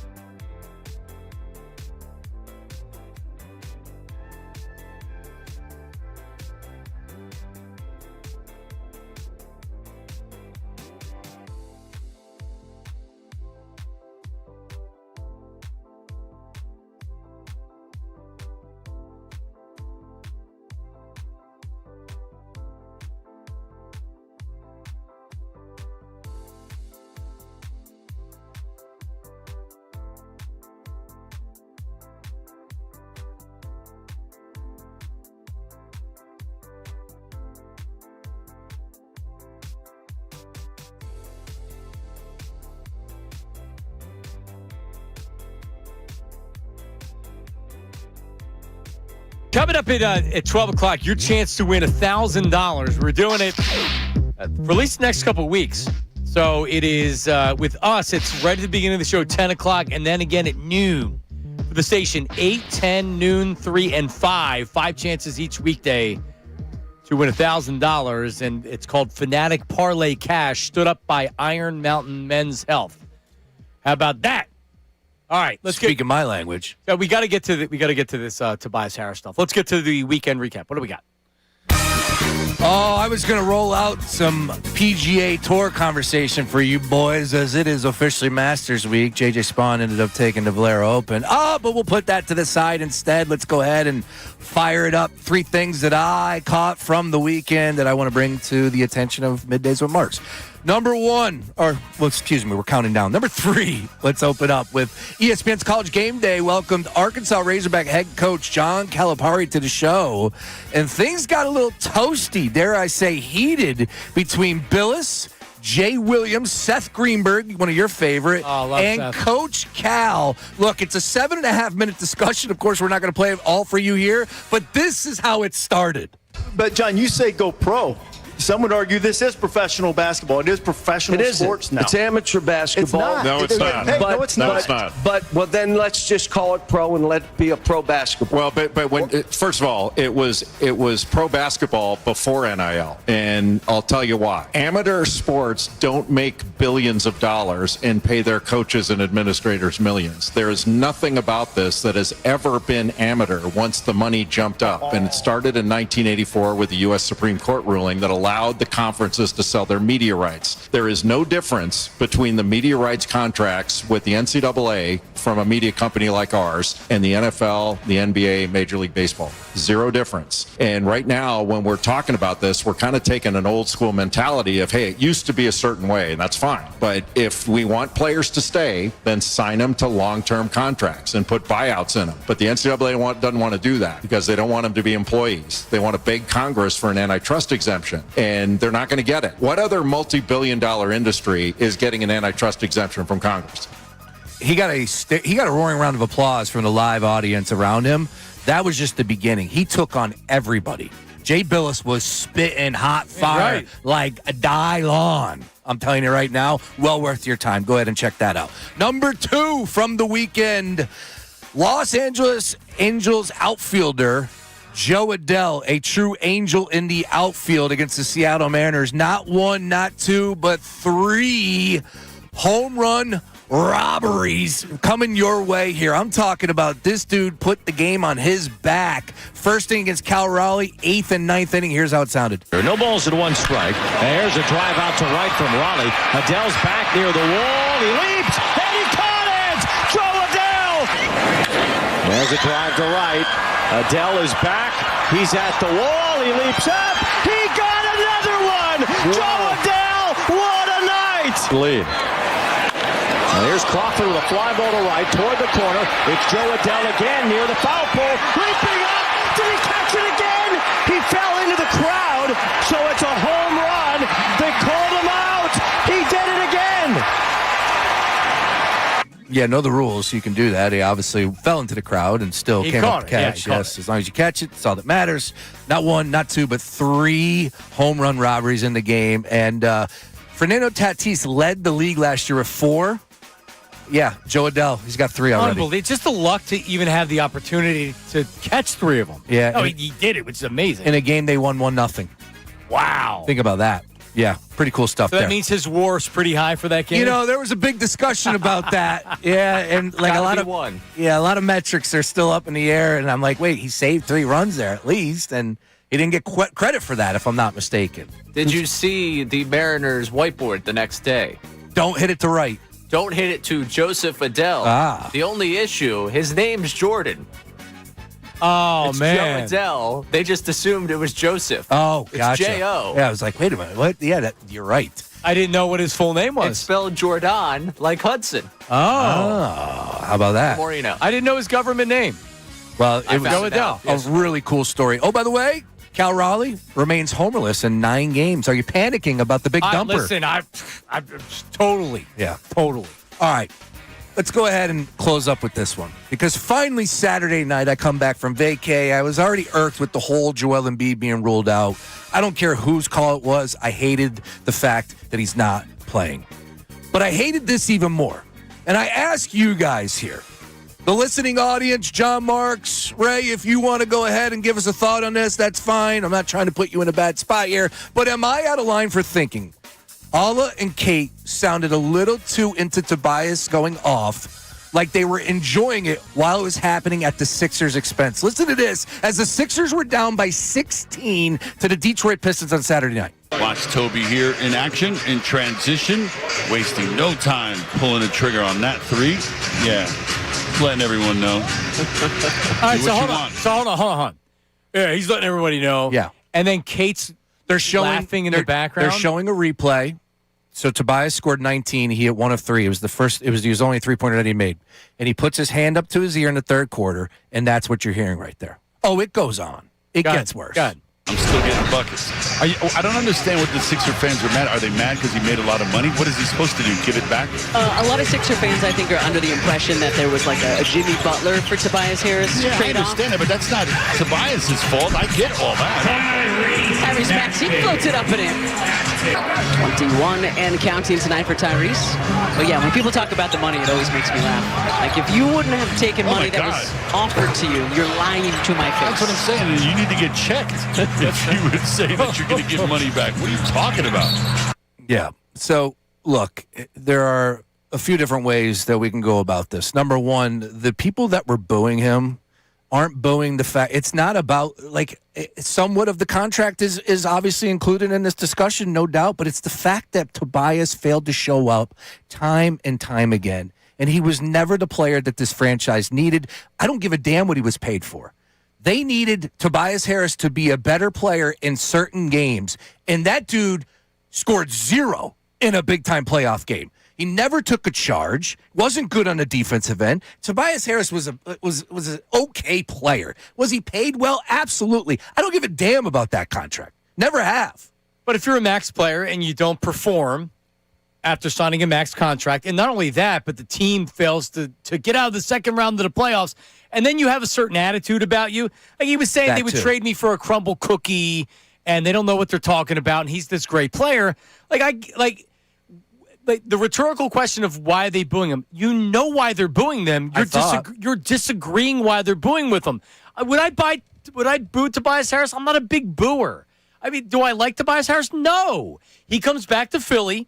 And now it's like everything that he does. What was he yelling in the? We're going to be the play-in game. Yeah, enjoy the play-in game, or you'll be the effing play-in game, or whatever. Yeah. He's got an attitude about his treatment in Philly, which is fine. He can have that. He's going to get booed for it. He got booed when he was here.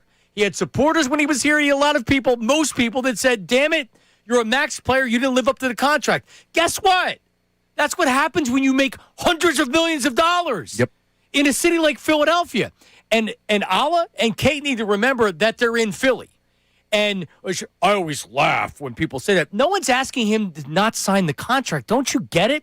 When you sign a contract and you make a lot of money, if you don't perform to that contract, people are not going to be happy. Yep. This is everywhere. This just isn't here. And they don't understand why they're booing him. You just may disagree with it.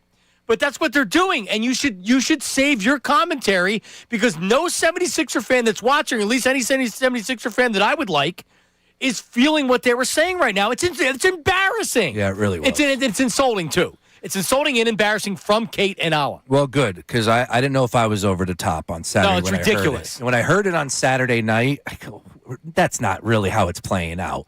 And I was unable to go back and pull it on Saturday night. So I recorded it on Sunday. I saw that they were replaying it yesterday. I recorded it for that purpose only, because I wanted to go back and make sure that I wasn't over the top. And you know what? They're just doing a game. Now, it was even worse hearing it this morning.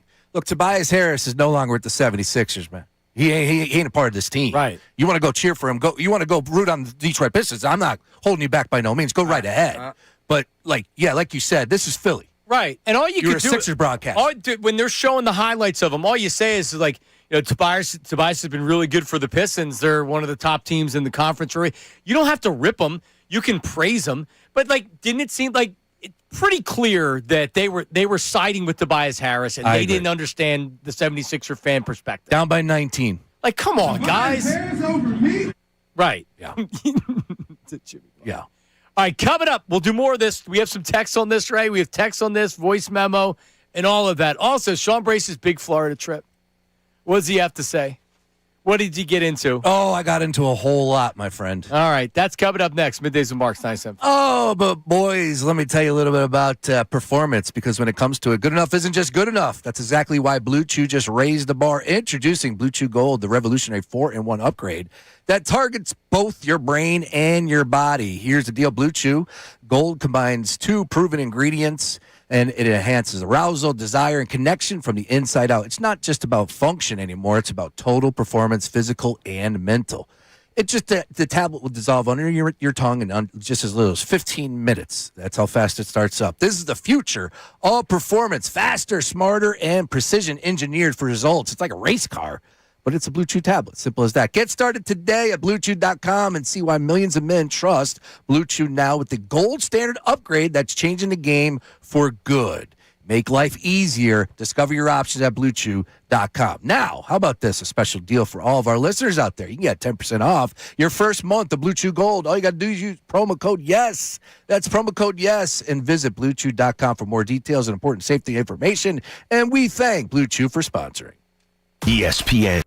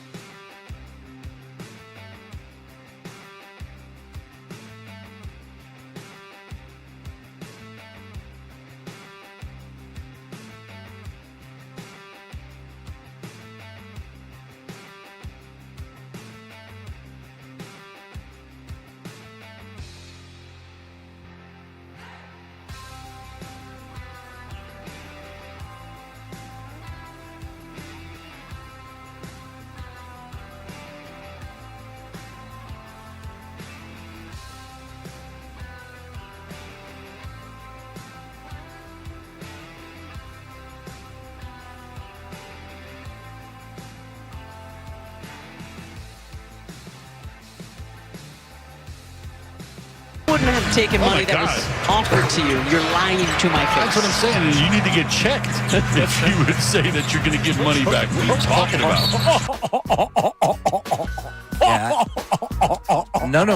Nobody I know says, yeah, you shouldn't have taken the money. I've never heard anybody actually say that. No.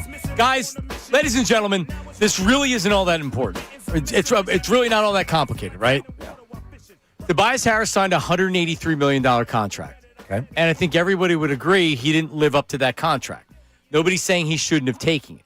Everybody would have taken it. But when you don't live up to a contract, the fan base is going to feel a certain way about that. Now, maybe in Midwestern cities or on the West Coast, they're not going to have the reaction that 76ers fans would have or Celtics fans would have or Knicks fans would have. Correct. You know where I'm going here. And when you're also coming in because you felt a certain way about your time in Philadelphia, and Tobias Harris obviously felt a certain way about his time in Philadelphia, and when you come in with that kind of attitude, first of all, you're going to get booed regardless of the attitude, but you're not going to make things any easier. You're going to make it worse. So just like Nick Castellanos, who, by the way, didn't make as much money as Tobias Harris and has real moments. Like, actually was on a team that went to the World Series and went to an NLCS, and he had big moments in those runs. Nick Castellanos is being treated the way that Tobias Harris is, but maybe even worse. I don't know. I mean, everybody loved Nick Castellanos after the Phillies wanted to trade him and they wouldn't just release him. But Nick Castellanos took a huge bunch of crap when he was here. Yeah. It comes with the territory. He didn't live up to the contract. Tobias Harris is Nick Castellanos times 100 as far as not living up to the contract. I agree with that.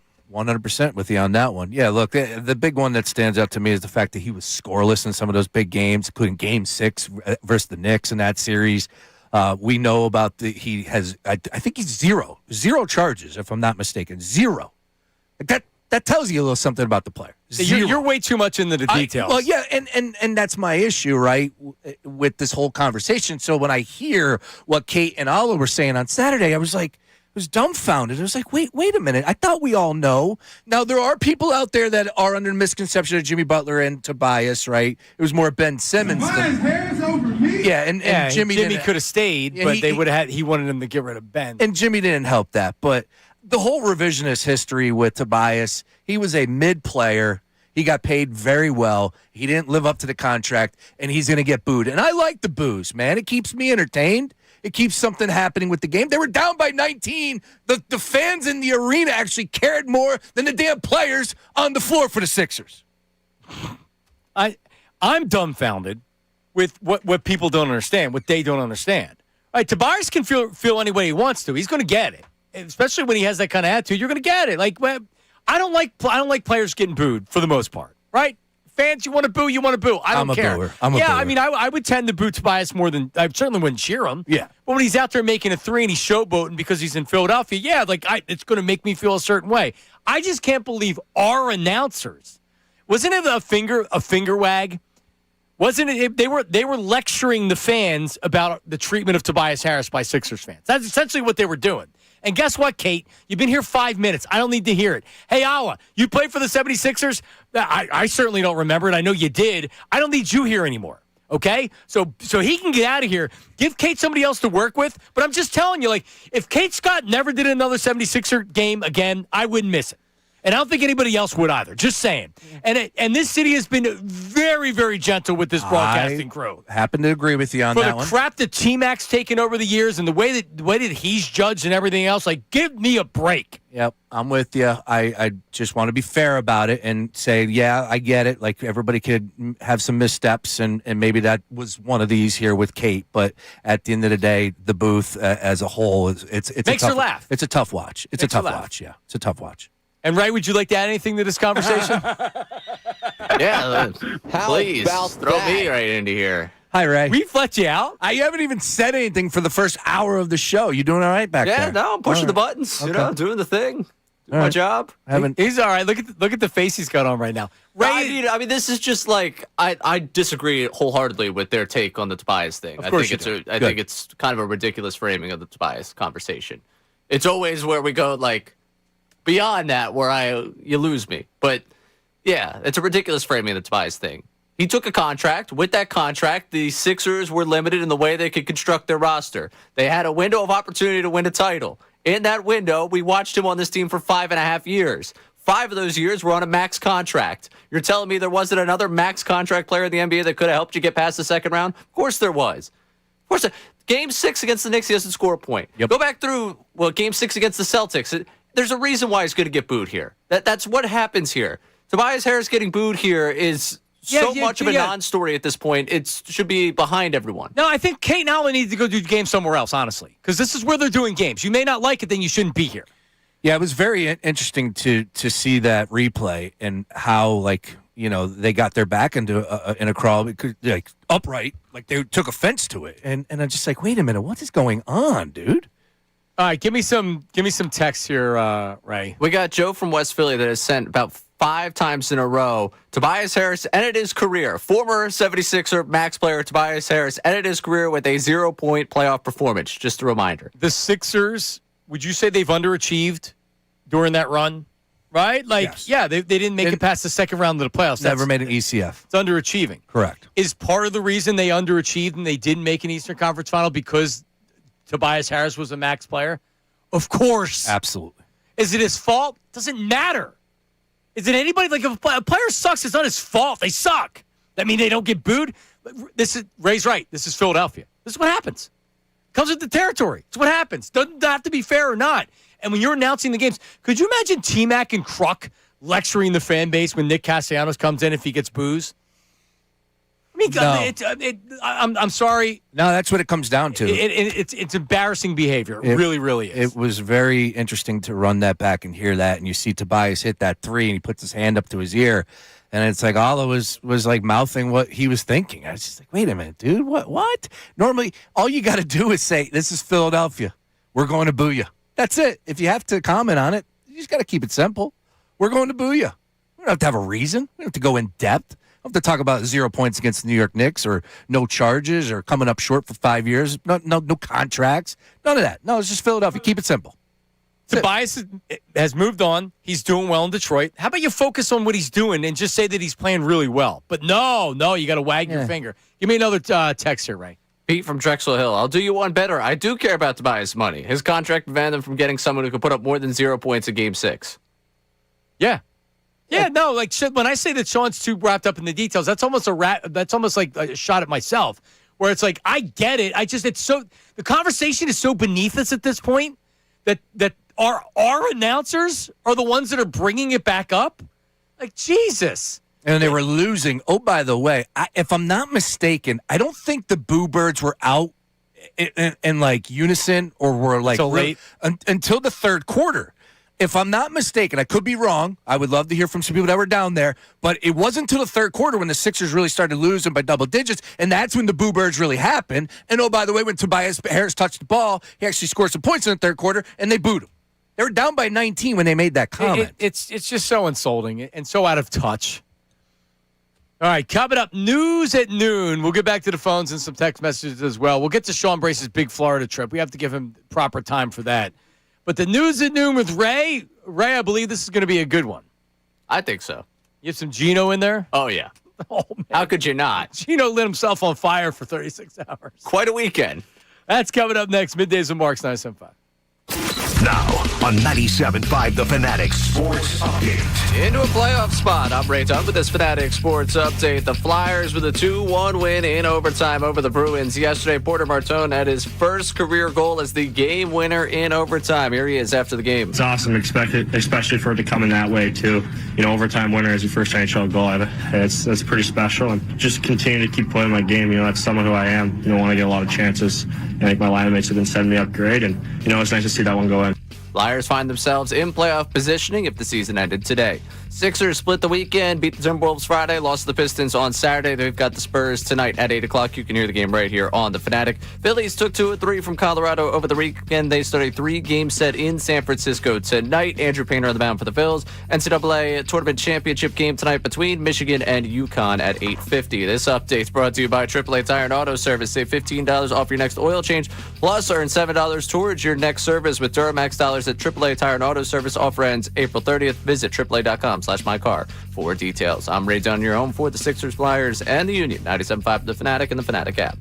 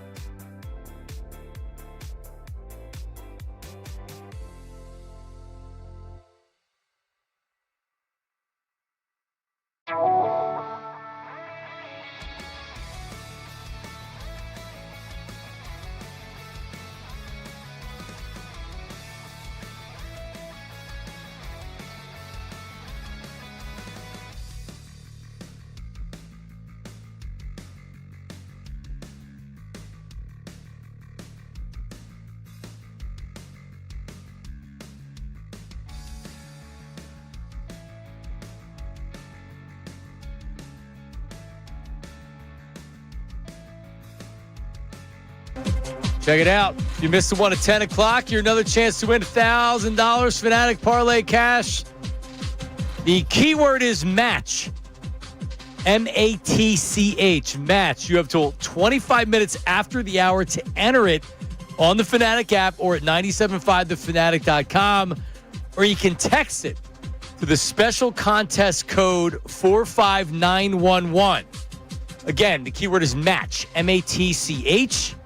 The code, short code to text 45911. Go to 975thefanatic.com or on the Fanatic app. One random entry wins $1,000 in this company-wide contest. Winners are going to call from Beasley, so be sure to answer your phone. Contest rules 975thefanatic.com.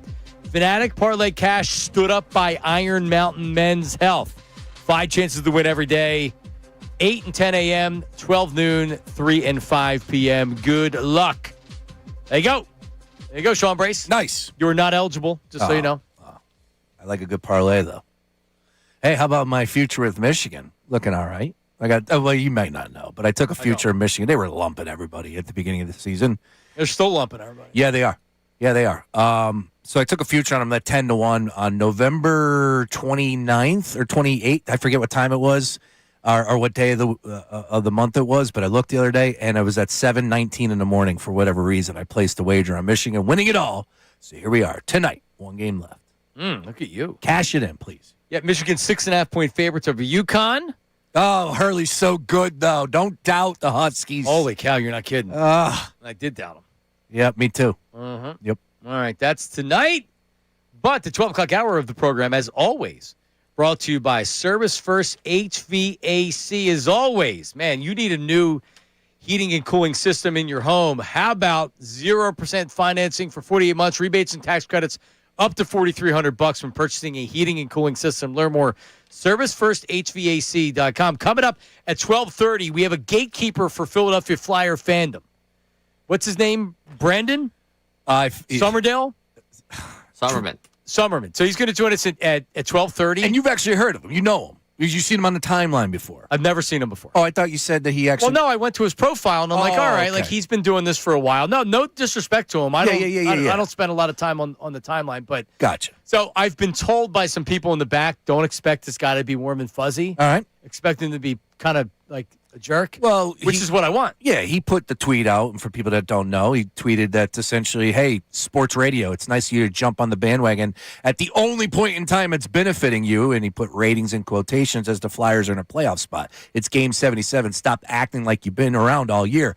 I have not, but I am fired up. I'm fired up to see what this team could do over these next 5 games, and like, I can't, is it okay if can I enjoy the games? Can I talk about it here? And this may have according to Brandon, no. And this may have been directed at, like, not at our station, but another station. But still, when do we talk? Like, very rarely do we talk about Flyers. So I can assume that he's lumping us into this, which is fine. Yeah. It's the overall idea that you're trying to play gatekeeper for being a Flyer fan. Just be a Flyer fan. Yeah, and worry about yourself. When you're policing fandom, that's where you're going to lose. All right, let's get to the news and noon with Ray Dunn. It doesn't matter what comes in the world of sports. The news at noon with Ray Dunn. Hey.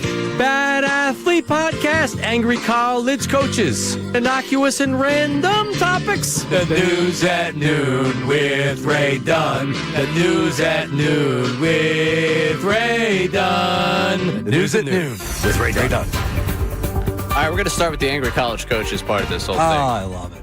Because this became a phenomenon. I'll say my Easter weekend with my family began with us sitting around in our living room waiting for the UConn presser, waiting for Gino Auriemma to take the stand following them losing to South Carolina on Friday night. There was all 5 of us just huddled around waiting to see what he was going to say. Let's backtrack, though.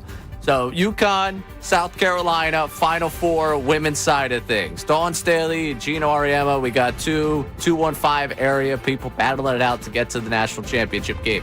In the third quarter, there was not a single foul called on South Carolina. Gino, not a big fan of that. So you got to do the in-game interview. He's got to go talk to Holly Rowe. And This is how it sounded. There were 6 fouls called that quarter, all of them against us. And they've been beating the shit out of our guys down there the entire game. I'm not making excuses because we haven't been able to make a shot. But this is ridiculous. Their coach rants and raves on the sideline and calls the referee some names you don't want to hear. And now we get sick with a ripped jersey and they go, I didn't see it. Come on, man. This is for the national championship. All right, so the issue here with the ripped jersey, because he will reference this again, is that Sarah Strong ripped her own jersey in frustration. She was annoyed. He did not really get the full story on that one. Now he's also talking about how Dawn Staley was acting on the sideline. He was also upset with Dawn Staley for a lack of a pregame hug. That's really what a large part of this is about. They ended up with a handshake pregame. There's photographic evidence of the handshake pregame, but I guess the customary come out of the intro to the starting lineups, she did not come over and hug Gino before the game. If you look back last year, Gino was very demonstrative in getting her to come give him that hug before the national championship game. This year, no hug. Disappointed Gino leads to him and her getting into it before the last second ticks off the clock. He ends up walking off without going through the postgame line. He was asked about a number of things in that postgame presser. First, did he have any regrets about what he said to Holly Rowe? I don't have any regrets about what I said to Holly Rowe. Why would I? I've been coaching a long time. I've never had a kid have to change their jersey because somebody ripped it, and the official said I didn't see it. So both Gino and Dawn pretty much say, hey, you can ask the other person about our exchange at the end of the game. We're not getting into it too much. Finally, 12 hours later, it's Saturday. Cooler heads maybe have prevailed. He apologized. People pointing out in his apology, Dawn Staley's name not in the apology. He apologized to the staff of the program.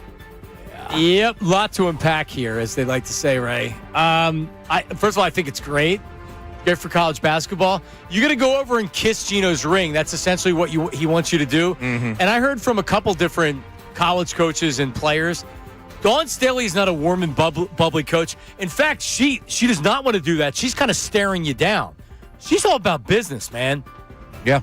And she's got a great program down there. He didn't like it, and that's the other thing. He didn't like the fact that they're getting their ass kicked. And maybe I didn't watch the game. Maybe the refereeing was one-sided towards South Carolina. I don't know.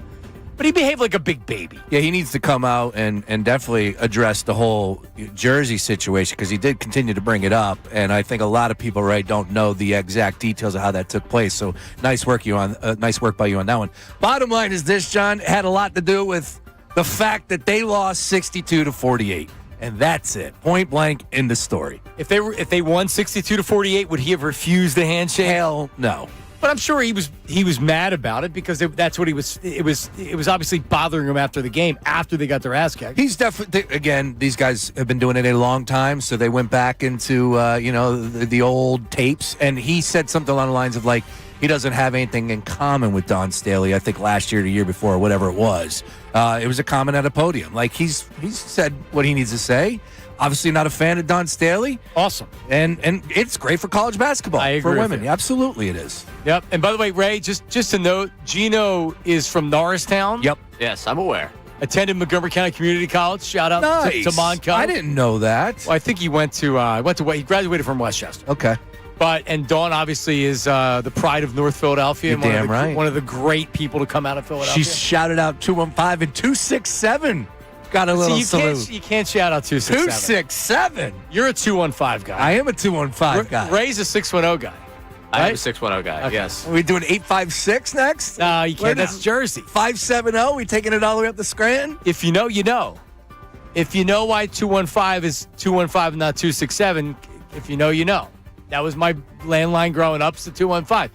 Ray, I remember when there was no need for an area code. Oh, man. You Remember just dialed those days. the 7 days. Yeah, the 7 numbers. Yep. 867-5309. There it is. There you go. Nice pull. There you go. All right.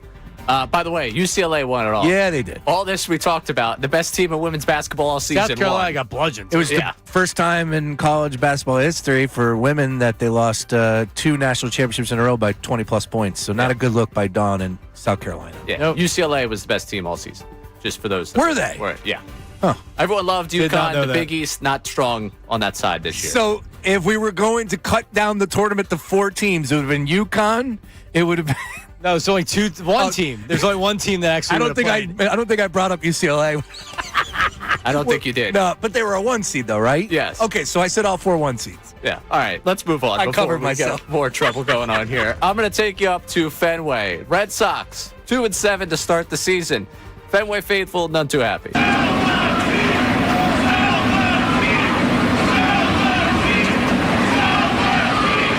Sell the team chance. Wow. 9 games into the season.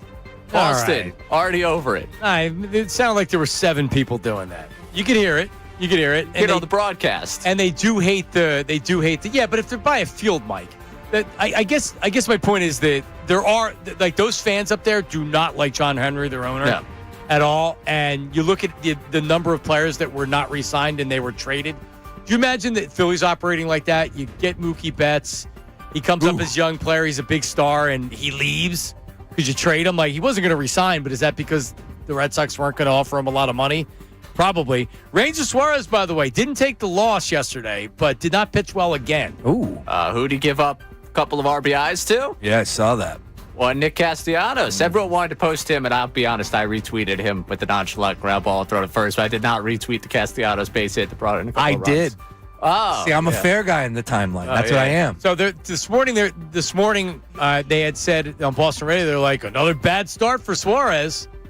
He cruised through the first 2 or 3, and then I think it was the 3rd inning he gave up the runs, and he couldn't get out. He came back out for the 5th and gave up a hit, and they got him out. Nice work by the Phillies so far. Luzardo. I still think he's going to be good. Yeah. But yeah, Luzardo had 11 Ks over the weekend. Luzardo's on fire. He looked good. Yeah. Yep.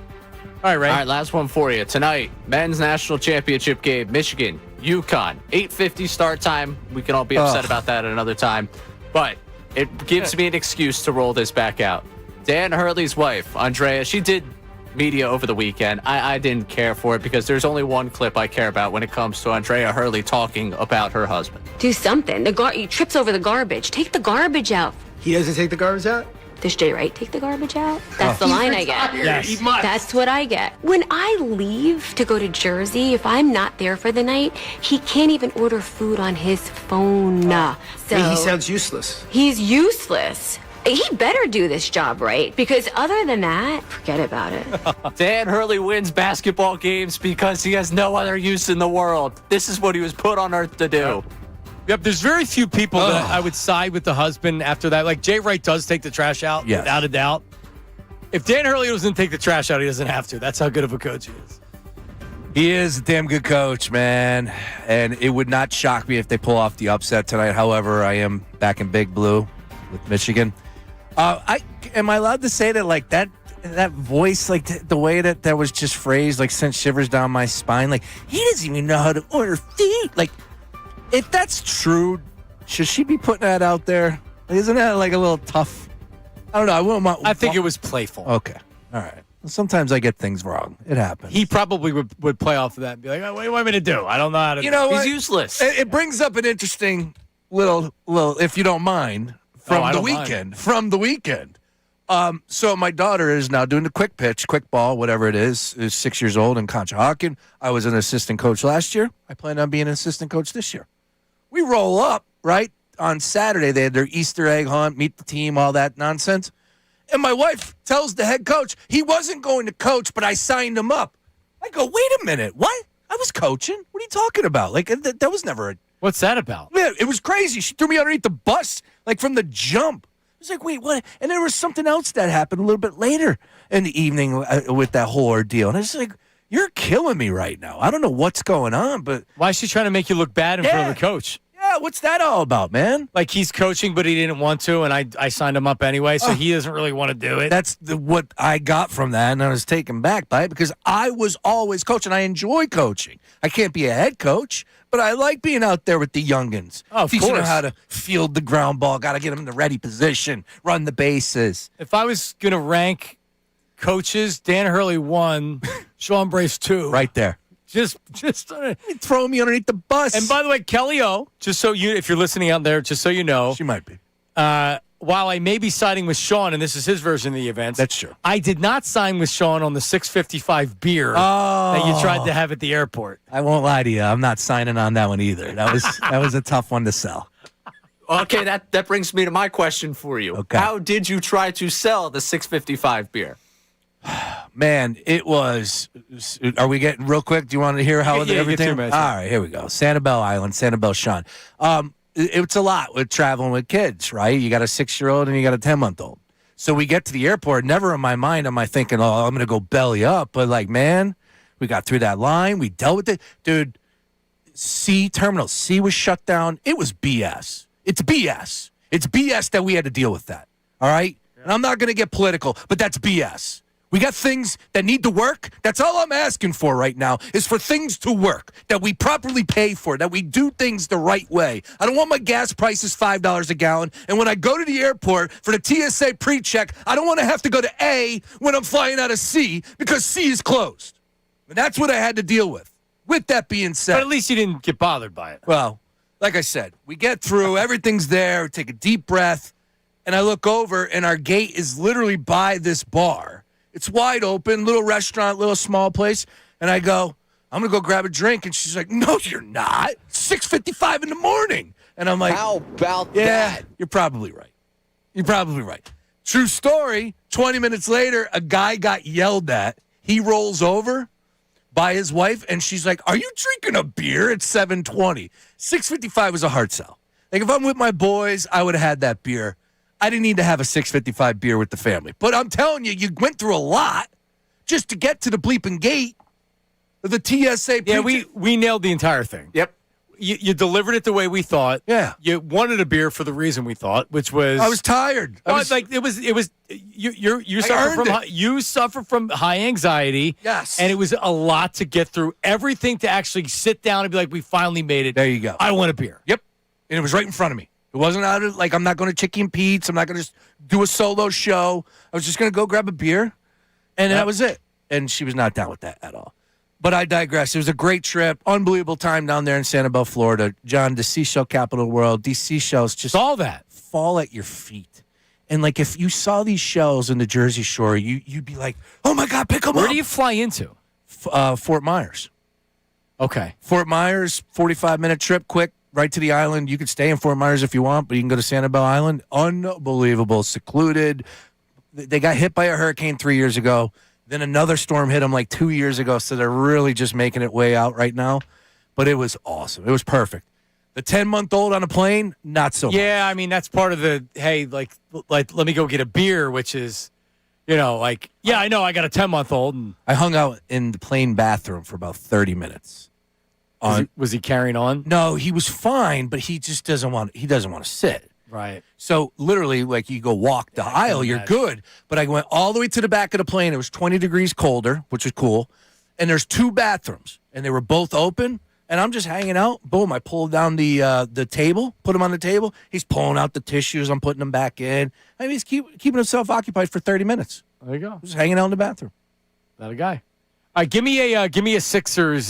Give me with some voice memos. What do we got? Steve, delivery driver, Atco, New Jersey. I am done with the Sixers. I want them to lose in the play-in or lose in the first round, so things will change around here. Lose tonight big to the Spurs so we can get Daryl Morey out of town and we can finally trade Embiid. Enough is enough. I can't take this bleep anymore. Yeah. Not going to argue with them. Nope, me neither. Nope, I'm done. I'm done arguing. You know, like, I love JoJo. We'll always love JoJo. Be appreciative of what he was able to bring here as far as the fun times, some wins. It was a good stretch, but I am completely tapped out on everything with the Sixers. And they forced me. They forced me to feel this way. We are in a playoff bleeping run, and your number one player isn't playing because it's your decision. You said, no, we're going to give you the night off, and then they lose by 20, and everybody's okay with it. Yeah. What? Hello? You play to win the game. What are we doing? I mean, Ray was arguing with me that he wasn't going to play even if they lost. We had a bet that if they lost the first game that he wouldn't play in the second game. I said that he would. He's not going to play in back-to-backs. But that's where I mean, think about that. Not only are we there, nobody has a problem with it. Correct. Well, not that nobody does, but we're just so beaten down by it. Like, what's the point of fighting anymore? Can't because they're in the ultimate control. They're going to dictate how this plays out, and I just hate it. I hate it that we're in a playoff stretch, and here I am going, all right, let's win some games. Give me another Sixers memo. DeMarcus from Maryland, truck driver. I have a lot to say, man. For one, we're never going to win anything with Embiid because he's a losing player. He came in during a losing time, and he just had a losing mentality. I said it last year, said it the year before. I said, we need to blow this up. They should have never gave him a contract. They should have traded him before the contract. Now, the Tobias thing, I think it's revisionist history from these announcers. Do they not remember that he wasn't that good here? He was very underwhelming. Very underwhelming. We didn't like him while he was here.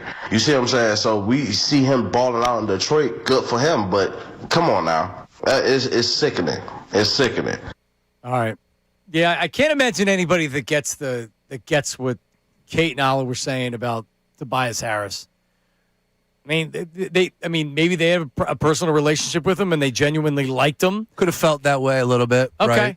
All right. Because they did bring up the fact that he was, tutoring Maxey, and that's all well and good. But again, just bite your tongue for 3 hours and there you go. Go say it all. Know the spot. Yep. All right, coming up, Brandon Summerman, who is a Flyers blogger.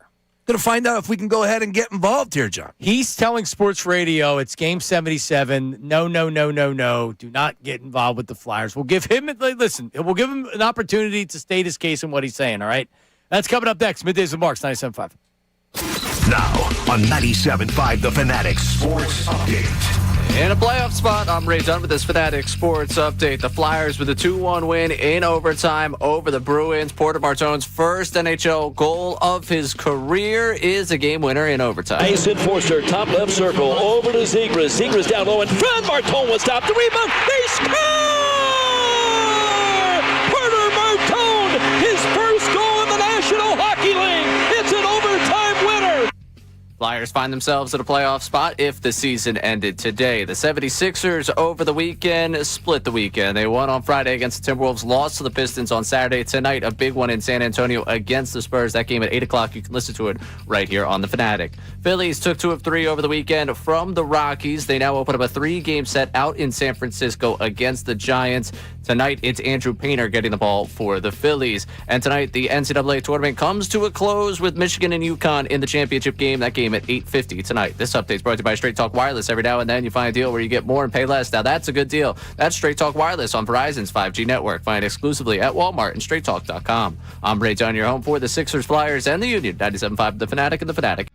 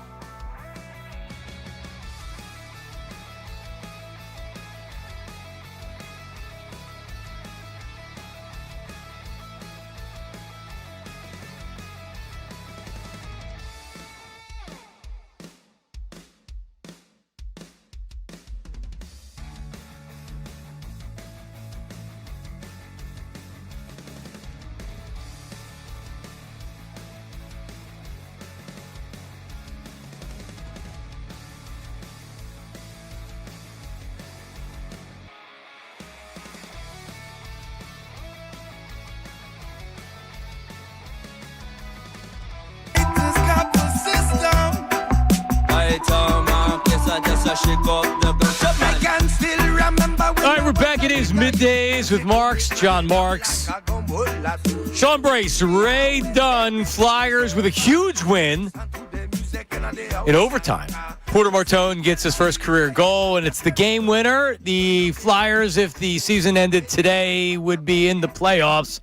5 games to go, and as the diehard Flyer fans celebrate, some casuals kind of get excited, but not everybody's happy about that.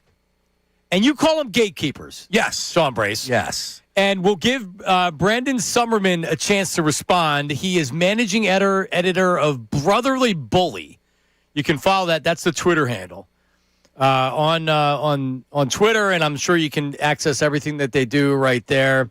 And Brandon is joining us right now because what he had said after the game said, one thing on my drive home after the Flyers 2-1 win over Boston, hey, sports radio, nice of you to jump on the bandwagon at the only point in time it benefits you. Ratings, in parentheses. As PHI are now in playoff spot, it's game 77. Stop acting like you've been around all year. Let's go Flyers. And Brandon joins us right now. Appreciate a couple minutes, Brandon. How are you? Hi, John, Sean, Ray. How are we doing this morning? It's actually afternoon now, actually. We're doing okay. All right. So talk to us. I know that you probably drove home from the game. You were flipping around. You landed on sports radio, and you heard some guy that you didn't think knew anything about hockey talking about it. But anyway, just what's going on? How come you're upset with sports radio? So it's not really. I think you guys explained it pretty well this morning, and it's this aspect of you guys always talk about the casual fan versus the diehard, and it's not really the aspect of sports radio. It's the genuineness is a better way to put it. And Okay. It may be. I'm not going to say. It's not like you can't say it's just one person. You can say it might be the other station. It's whatever it is. It's the aspect of when you have the genuineness of this going on right now. Like I said, this is game 77. This is a great time to hop on. It's a great aspect. It kind of reminds me of the Phillies in 22, where they just kept winning at the end of the year, and the fans just kept coming back and back and back. The problem that, I don't speak for everybody up on the beat and everybody up on the reporter stand, but most of the people up there have kind of the same views as us, is that when you start to talk about it, just make sure you talk about it correctly. And when you don't talk about it correctly and you have those people that come on the radio just to talk about it because they know it's a big thing right now, it doesn't come off as genuine, especially when you are not right. That's where that stemmed from last night. And I got in the car, it wasn't even 5 minutes after I got in the car last night, and it was a complete, this is not coming from the heart. That's where that stemmed from last night. There's no issue with the casual fan. There's no issue with the diehard. It's just that's the point. If you want to be a casual fan, be a casual fan. Don't overstep that little boundary that it is to go to that diehard, because that's where the diehard. So hang on. So Brandon, give me an example. Like, I'm not allowed to be excited, or what? Like, what? How am I? Because I don't know jack about hockey, and I haven't watched the Flyers in a long time because I am a bandwagon fan. They've been interesting this year, and as they win games and they become important, that's when I'm paying attention. So what exactly? Like, how are we supposed to act? How are the casuals like Sean and I'll just say me? How are we supposed to act? You can put me in that Okay. list. Yeah, absolutely. Well, how are we supposed to act? What made you mad? No, that is the exact point that you guys are understanding correctly. You can be excited. You can be that aspect of having the faith in them making the playoffs, which it looks very good right now. The issue that has been stemming over this last couple of weeks, maybe like last week or half, is that those casual people that try to overstep that a little bit, try to act like they've been around the whole entire year and act like they've been on this. That's the problem that most people start to see, where that genuineness isn't there. That's not what they want. Like, be excited. Jump on the bandwagon. Start watching the games. Get that, like you just said, that flyered up in you, but don't overstep, acting like you've been here around all year, you've been watching everything. Like, John, I think you said it earlier about, you were big in the 90s on it, and you're starting to get back into it now because everything. That's what this does.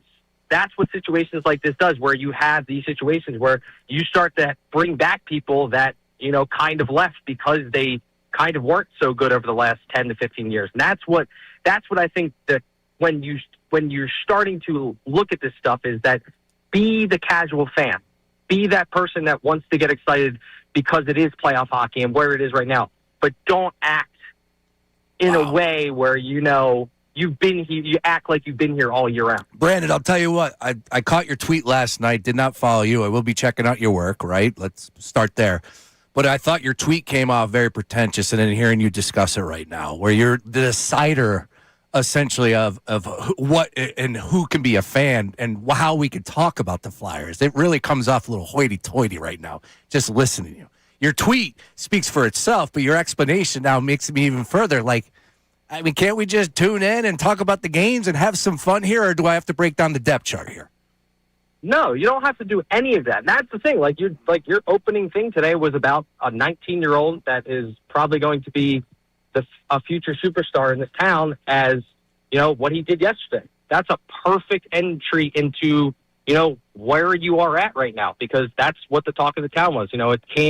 This came out of the blue, especially because he was on one of the best teams in the NCAA, and they had a heartbreaking loss in their regional final, and the only reason why he's here is because they lost in that regional final, and now the Flyers get to reap the benefits of that. So it's that's the point that some fans you probably maybe didn't even know that. That's the thing. The fans can be fans, but be the fan that you are. Don't try to be you watched it for a week now and be like, oh yeah, I've been here. I've been on this bandwagon the whole year round. Just enjoy the moment you're in right now, especially because, I think you guys mentioned it earlier as well. This is going to be the first playoff game, if they get into the playoffs, in Philadelphia in almost 9 years. How about it? All right. I hear you. I'm just being honest with you. I don't know a lot of people that are pretending they're big-time hockey experts. Listen, I get it. Yeah. You follow the Flyers closely. You turn on the radio. There's some fugazi person that's trying to talk about hockey, and they don't sound like they know what they're talking about. And you're like, what the hell is this guy talking about? I honestly don't think there's anybody in town that's all of a sudden being like, "Yep, I'm the biggest Flyers fan in the world. Can't wait to go to the Cup." Here's my advice to you, okay? Because you do good work and you seem like a nice enough fella. All right. Just do your thing and don't worry about what everybody else is doing, because the protectionism that you have right now towards the Flyers, I would say, is somewhat understandable based on them not getting a whole lot of play outside of blogs and things like that. Mm-hmm. But it's a good thing if idiots like us are talking about it on the radio. You know what I mean? It's only good for you, and it's only good for the Flyers. Well said. So just embrace it. Yeah, and I'm not saying that it's I'm overprotective, and that's where you guys are using the word gatekeeper. There's no overprotection. Oh, you were definitely gatekeeping. Come on, man. You can't get I want you to go back I want you to go back and listen to what you just said. Your tweet was one thing, and we gave you the opportunity to go ahead and discuss it, and it was. I thought your commentary was even worse than your tweet as far as pretentiousness is concerned.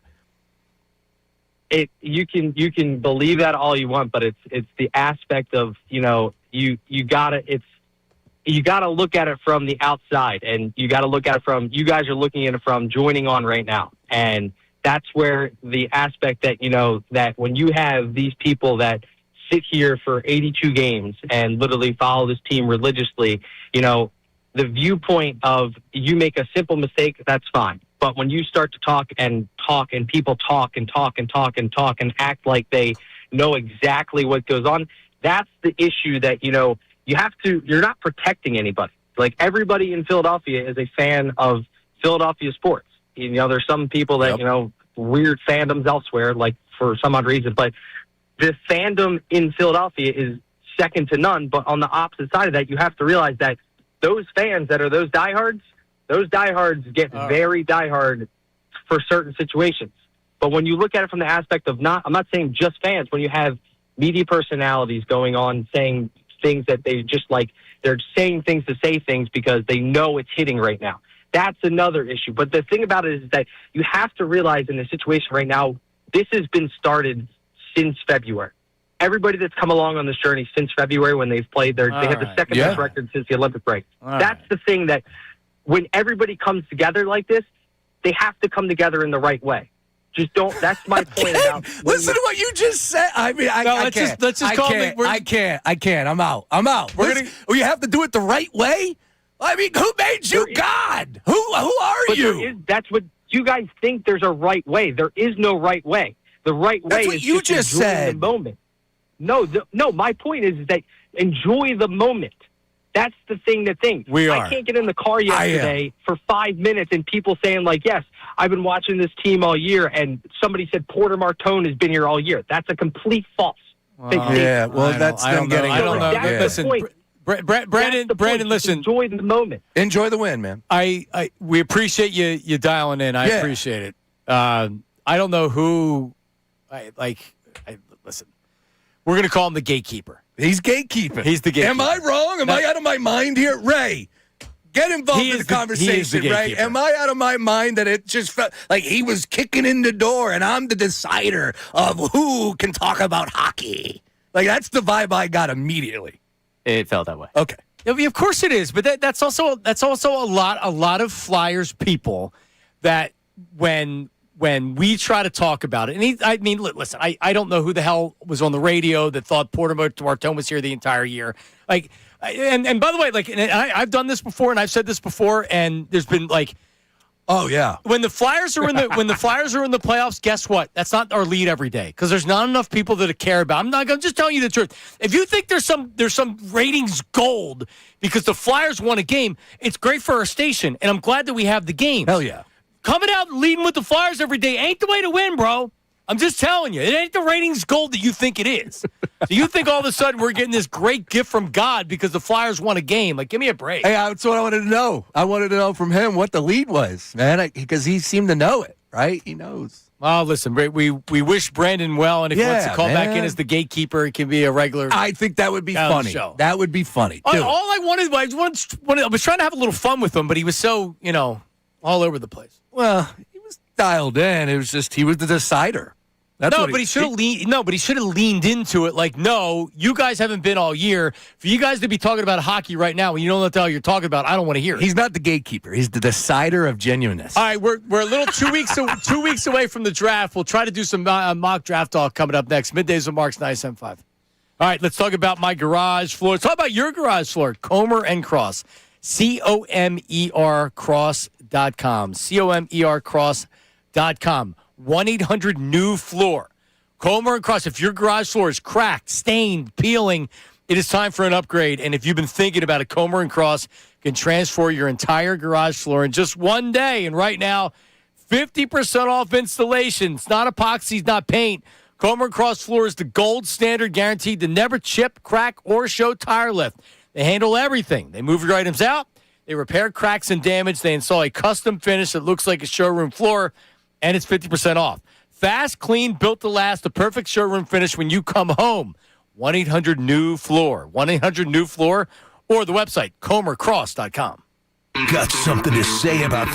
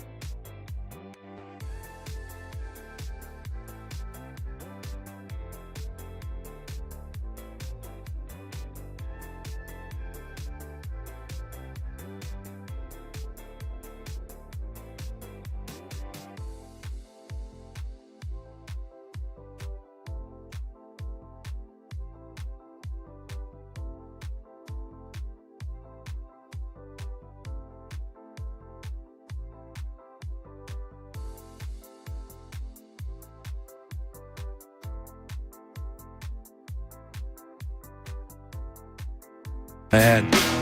Oh, man. Is this thing on? Hello. This thing's on. Are you going to bring this in? What's going on in there, Ray? Hold on. Why is Rodney in there? Why is Vito in there? What's going on, Ray? It's a party. Routine maintenance, you know? Is that right? Oil check over there, huh? Okay. Is that all that's going on? All right.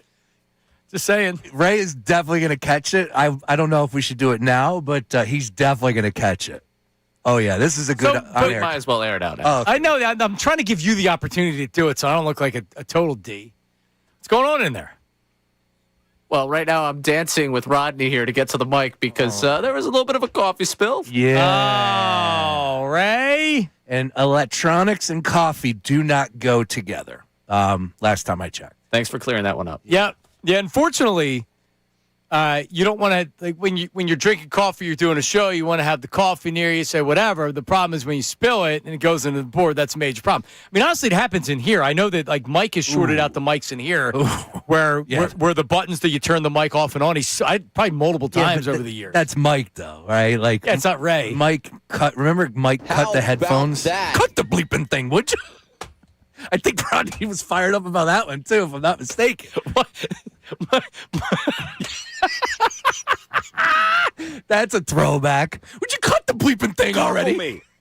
He got so fired up. What was that during? That was during the some kind of contest. It was the wheel. It was Mike Missinelli's wheel of gifts. And who? Oh no! Right. It was Mike McMonagle was in there, and that's who he told. He told Mike to cut the bleeping thing on air. Who else was in? It was Leclerc in the studio. I think so. I think John Leclerc was in this seat right here. Mike, it was during I think it was a holiday contest where he would spin the wheel, and then however you qualified, I don't remember. Yes.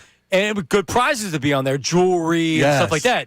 And Mike, and you might have seen this happens to me. So if you have these headphones, it has a long cord. And it very easily can get caught up in the chair. Don't spit stuff out. And get caught up in the chair. Did it get caught up in the wheel? So, the headphone cord gets caught up in the wheel, and they can't get it untangled. Could not get it untangled. And Mike McMonagle, who used to be our promotions director here, is like, this is live on the air, frantically trying to get it untangled. Sweating. To where Mike starts getting pissed. So they just cut the cord to cut the headphones. Oh, it was ridiculous. It was so ridiculous. Was it John Leclerc? I remember whoever was in here was like, what is going on? It wasn't Lindros, and I think it was Leclerc, because it wasn't Lindros. Even though Lindros came into it as well. Outright. Oh, my goodness. I think Lindros was here. That's such a throwback right there. That was a long time ago. I haven't thought about that. Yep. Oh, God. But bottom line is this. For the kids, here's something for you. Don't bring food or drink around electronics/studio. That's all. Yes, Ray. Sorry, Ray. Correct. Yeah. All right. It happens, though. Not the first or the last. Don't fire Ray. We need him. We need Ray. Correct. All right. So getting a lot of reaction from bringing the gatekeeper on. The decider, or are we going with the gatekeeper one? Yeah. I think that the gatekeeper needs to understand that. I don't know exactly what. Yeah. I mean, if you're telling me he's short circuited based on one talk show, he was feeling a certain type of way. Yeah, which by the way he feels. Correct. He feels like you're not good enough to talk about hockey, so don't act like that you can talk about hockey. And now they just win that game, and they're in the playoffs, and I turn on, now you're talking about the Flyers hockey. Right. Oh, I got to go get my take off, which that's how social media works, and that's fine. But then he was trying to spin it where it's like, if you can't break down X's and O's and the depth chart and this, like, I don't want. So what are we supposed to do, then not mention it? That's my point. I mean, it really is for the minority of the Flyers fans that is like mad, because we used to get this call a lot. I'd get people to call in and be like, "Well, I want you to talk. Like, why aren't you talking about the Flyers? They won last night." And I would say, "Okay, well, let's talk about the Flyers." No. Like, you guys don't talk about the Flyers. They deserve to be talked about. Then I say, "Okay, well, then talk about the Flyers. What do you want to say?" No. I'm like, so you don't have anything to say about the Flyers. You just want to bitch that we're not talking about the Flyers. I get, and Sean, I actually get it. I understand. Absolutely. If I love the team and I didn't feel like that I was represented on my favorite station or on my favorite show or wherever, and I'm not getting enough content, then maybe I would feel a certain way. Yeah. But like, it is what it is. That's the way it's pretty much always been. And like, this isn't a team that has won multiple Stanley Cups in the last 5 years. Yeah, it takes balls to put that out there after what's been going on with this franchise. Let me tell you something, brother. During the Pete Buchanan days, there were a couple people watching every Phillies game, and I was one of them. Yep. And I never came out of that when they signed Bryce Harper and they went to the World Series. Like, no, you don't get to watch now. There's a lot of gatekeeping. I don't know if it's the social media type of deal, but it feels like there's a lot with the Sixers more than ever. And then now you saw it last night, like I said, with the Flyers. So is this Mustang Johnson? Mustang Johnson. I think it's Mustang Johnson from Morristown. Is this Mustang or Mustag? We'll just go with Mustang Johnson, my friend. Yeah. Thank you, guys. Thank you. Hey, the name like the Gatekeeper infers some level of acceptance or coolness. That doesn't count for this dude, Brandon. Can you at least please add like the hypersensitive Gatekeeper, the uppity Gatekeeper? Because this is, if you want to attach yourself to a franchise, I played my youth hockey in the Coliseum back in the late 80s, which was the home to the Flyers. I love them. People are talking. Shut up, Brandon. He was 5 seconds away from saying, "Don't you know who I am?" I mean, that guy. Show me on this Ron Hextall doll where this talk show hurt you, my friend. Jeez. Mustang Johnson. I love it. Great name, great take. I love listening to your show, and I'm sorry that a caller was what motivated me to finally call in and be a part of it. You guys do a bang-up job, and I'm glad at least one of you tapped out when he was being ridiculous. Mustang, I'm with you all the way, man. Thank you, Mustang. You're the best. I had to try to be the neutral party in it. You know what I mean? Like, I allowed you to cook. But I don't want to beat up on the kid. No. You know what I mean? Like, he had a moment of weakness where he was annoyed. He tweeted me and said he's been covering the team for a long time. Okay. Well, I'll just say this. Yeah. That. So you weren't saying it to take a shot at him. No. I mean, I'm also old. Yeah. I'm also old. Yeah. But here's what I'm saying. I understand that in a moment of annoyance, you're like, well, this. This, and it's also like I'm a real hockey fan. You don't know what you're talking about or whatever. I hear you. He's definitely that. I hear you. Just don't worry. Go have a cream soda, as Mike Missinelli once said. God. All right, because Mike Missinelli checks in and says it was Lindros and Leclerc in studio. Way, it was I knew. both. No, I remember Lindros' reaction, which was like, which is pretty funny. And I was producing. I'm 90% sure I was in that room. That wouldn't surprise me. So I was producing, and my goodness, is this in the archives, Ray? I don't know if we have access to the archives after what I did to this studio. Ray. Ray's still feeling it. Yeah, I'm in some deep trouble back That was here. great, man. That's funny. That Mike is listening. I'll have Shut see up, you mention. Or Yeah. All right. send off later. Those emails are going to be nice. So so we have some voice memos and texts on the Gatekeeper, and phone call 610-632-0975. But to not beat up on him as much, but we can. Yeah. It's more about a question for Flyers fans, the non-casual Flyer fan. I want you to be welcoming to a Yutz like me. Oh, by the way, we still got 5 games left. Like, Oh yeah, so they didn't clinch a playoff spot. Yeah, we got it. We got some games to be played. Okay. So all are welcome at this point in time. How likely is it that they're actually making the playoffs? By the way, so are you in on the Flyers? John, I've been in. Ray? I've been in. Oh, I'm day in. one. I'm in. Like Porter, I've been here from day one. Sure have. All right, that's coming up next. Middays with Marks 97.5. Now on 97.5 The Fanatic Sports Update. In a playoff spot, I'm Ray Dunn with this Fanatic Sports Update. The Flyers with a 2-1 win in overtime yesterday against the Boston Bruins have put themselves into a playoff spot. Porter Martone, his first goal of his NHL career, an overtime winner to give the Flyers that game. Nice enforcer, top left circle, over to Zegras. Zegras down low in front. Martone will stop the rebound. They score! Porter Martone, his first goal in the National Hockey League. It's an overtime winner. Elsewhere in town over the weekend, the 76ers split the weekend, a win on Friday, a loss on Saturday. They've got the San Antonio Spurs tonight at 8 o'clock. You can hear the game right here on the Fanatic. The Phillies won 2 of 3 over the weekend over Colorado. They're now headed out to San Francisco tonight. Andrew Painter on the mound for the Phils. And the NCAA tournament concludes tonight with the championship game between Michigan and UConn. That game at 8:50. This update is brought to you by Allstate. Some people just know you could save money on car insurance by checking Allstate first. So what are you waiting for? Check Allstate first for a quote today. You're in good hands with Allstate. Ball State. I'm Ray Dunn, your home for the Sixers, Flyers, and the Union. 97.5 The Fanatic and the Fanatic app.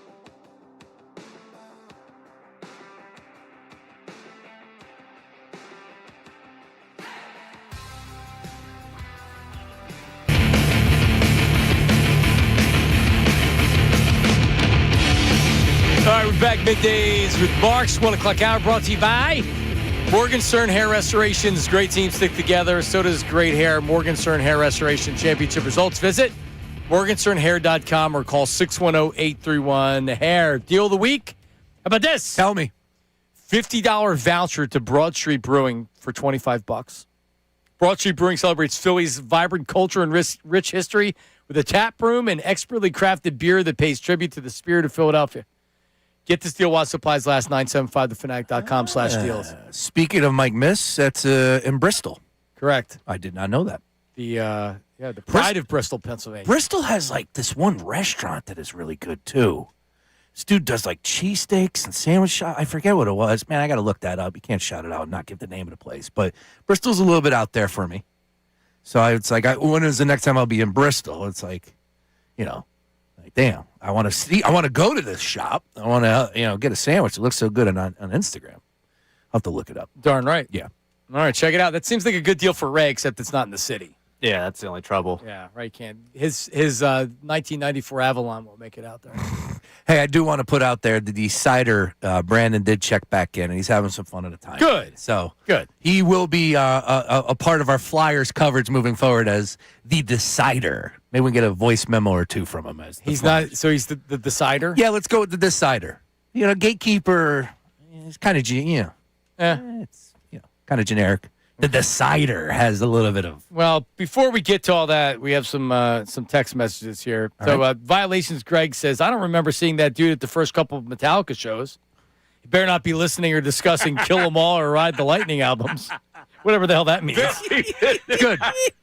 I like that. Nice one. Yeah. Metallica going to the Sphere. Sphere. Is that right? Yeah, they killed it at Lincoln Financial Field this past summer. Unbelievable, dude. Oh, wow. That was the first time I ever saw Metallica. I was dying to see them. And that was well worth the price of admission. I don't even know what it will be like inside the Sphere. Can we get the decider? We need a manual for how we're supposed to act, because hopefully this is going to be a nice 5-game end of the season where they make the playoffs. Right? Can we work on a manual for how? I mean, not you, because you're a big Flyers guy. Of course. You're We're an supposed expert. to talk about us casuals, Zamboners, as Jamie Lynch and I once termed them. So I just need some. I need some pointers. All right. Do we have some? We have some text line, or here's a voice memo. Listen. I don't want to hear no more talk about the Phillies, about the Sixers, about the Eagles. It's hockey season, baby. The Flyers are in a playoff spot. They got games in hand over Columbus, over the Senators, over the Red Wings, over the Islanders. We're going back to the playoffs, baby. Let's go! How about it? I'm believing. It's a good team. Good club. Got some good firepower. Good goalie. Sure. I'm telling you, man. Deep team. Putting it together. I just honestly, it makes me happy for the non-casuals who deserve a. I mean, seriously, Flyers fans deserve a nice little run here. Oh, absolutely. You know, they deserve a series win. They deserve a not just this year, but going forward. This should be the start of who knows. Maybe there's any. Could you imagine if the Flyers were in the Eastern Conference Finals? No. Like, I really. Ray yeah. just laughed. I did because Just Bryce's reaction. No, I actually can't. because it would be unbelievable as being a part of everything that took place. And there was another playoff run that I'm forgetting. Remember, it was the Penguins game when Primo had the 5 over. The this is Claude. Claude comes off the shoot, first face-off. He scored with 30 seconds into the game against the Penguins, I want to say. That like 20. The Flyers runs, man, when they get on a roll and it's playoff time, you win that first series, this city is buzzing. People want to go out. They want to watch hockey. Of course, the weather is turning a little bit. Like everything coincides together with the Flyers playoff or with playoffs starting in hockey. And if the Flyers are participating, everybody is galvanized and getting out and about. Yeah, so the year they go to the Stanley Cup final, remember, John Stevens started off that year as the head coach, and then he got fired 15 games, 25 games into the season. Lavi takes over, and they make a run, and they got in on the last day of the season. Oh, my goodness. Was it a shootout? I just remember they got in, and I remember my reaction was, oh, everybody's so happy. I'm like, oh, shut up. Like, who cares they got in? They're not no chance to do anything. And they make the Stanley Cup. So it was a lesson learned, like, all right, like making the playoffs is good. But they had then 2 years after that, they lost in the conference semis. Laviolette gets whacked that next year. No, then Laviolette, they missed the playoffs, and then he comes back and he gets whacked after 3 games, and then they made the playoffs, but they lost in the first round. Yeah. The only year they've been out of the first round was the bubble year. They made the second round. They won a series because they lost in the first round in 18. They lost in the first round 16. They lost in the first round 14. Before that, you have to go back to 2012 for them to have won a playoff series. Yeah, that was the years I'm talking about. Absolutely. It was a great run. They went 5 years. They went quarter conference finals. They lost conference quarters. They lost in the Stanley Cup, lost in the semis. That's still a good run. I just want to run. I want more than just let's get into the playoffs and lose. Let's get this year. They can get into the playoffs. Let's see what they have after that. You got me fired up just thinking about it. Yeah. I mean, seriously, think about that. I remember when there were series, because in the series, then you have fights, then you have the coaches working the referees, then there's so much that goes on. I mean, just going back to the run of the Flyers, they didn't have a great goalie. So Gar Snow was starting some of the games, Hexel was starting some of the games. Who was the bad goalie that made the Stanley Cup run, and he missed that easy putback, which ended up being the how they lost to Chicago. Michael Leighton. Oh, there you go. Yeah, Michael Leighton. I don't know. Some type of relevance. The Flyers haven't been relevant in a decade. And that's kind of like what I always get annoyed with, I guess, with this conversation when it comes to my generation of people. Because, like, we were young when 2010 happened, and that was cool. Like, loved that. Big Mike Richards, Jeff Carter guy at the time. Like, as a kid, it was like, all right, yeah, this is going to get me into hockey. And then you get into more of the formative years, and it's like, all right, the fact that the process took over my generation more than Flyers hockey tells you where Flyers hockey was at that point. Like, you have way more revolutionaries of my generation than you do of people that are down there at Flyers games. And, that's just kind of the nature of how mediocre it's been. So I think to get, the 20-somethings that just want to go out and get pucked up, to get them into this would be big for the Flyers organization. So that's also an idea for sales, by the way. Pucked up parties. Pucked up. I'm more than happy to host.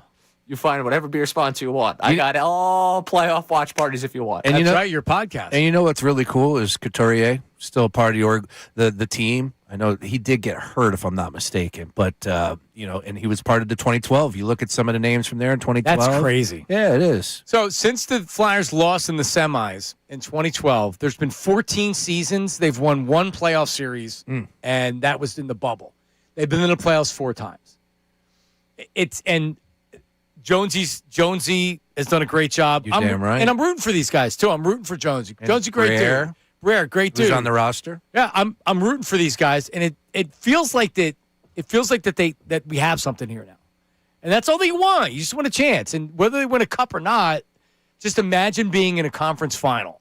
Imagine being in a conference semifinal, and you're playing whoever.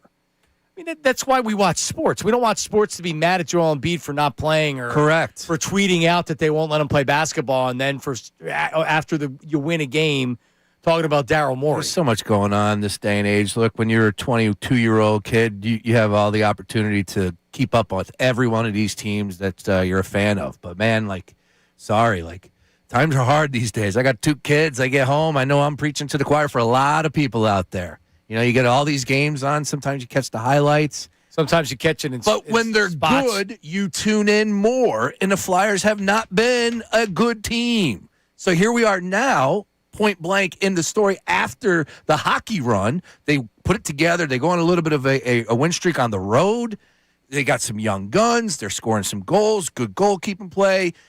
The back and forth with the media and talk kind of dissipated a little bit for the most part. It was about what's taking place on the ice, and now here we are with 5 games to go. Team's currently in the playoff spot. And the gatekeeper, he it seemed like he didn't like it felt like people were being fake as far as pretending they've been there's nobody more genuine about the Flyers and hockey than me. Than you, yeah. I got myself in trouble. Yeah. Many times. I mean, for admitting I don't know anything about it. Wayne Simmons, Jersey over here. Can you top that? No, I can't. No, the only Flyers sweatshirt I have another Flyers sweatshirt. Mitchell and Ness, free one. There you go. Where did we get that?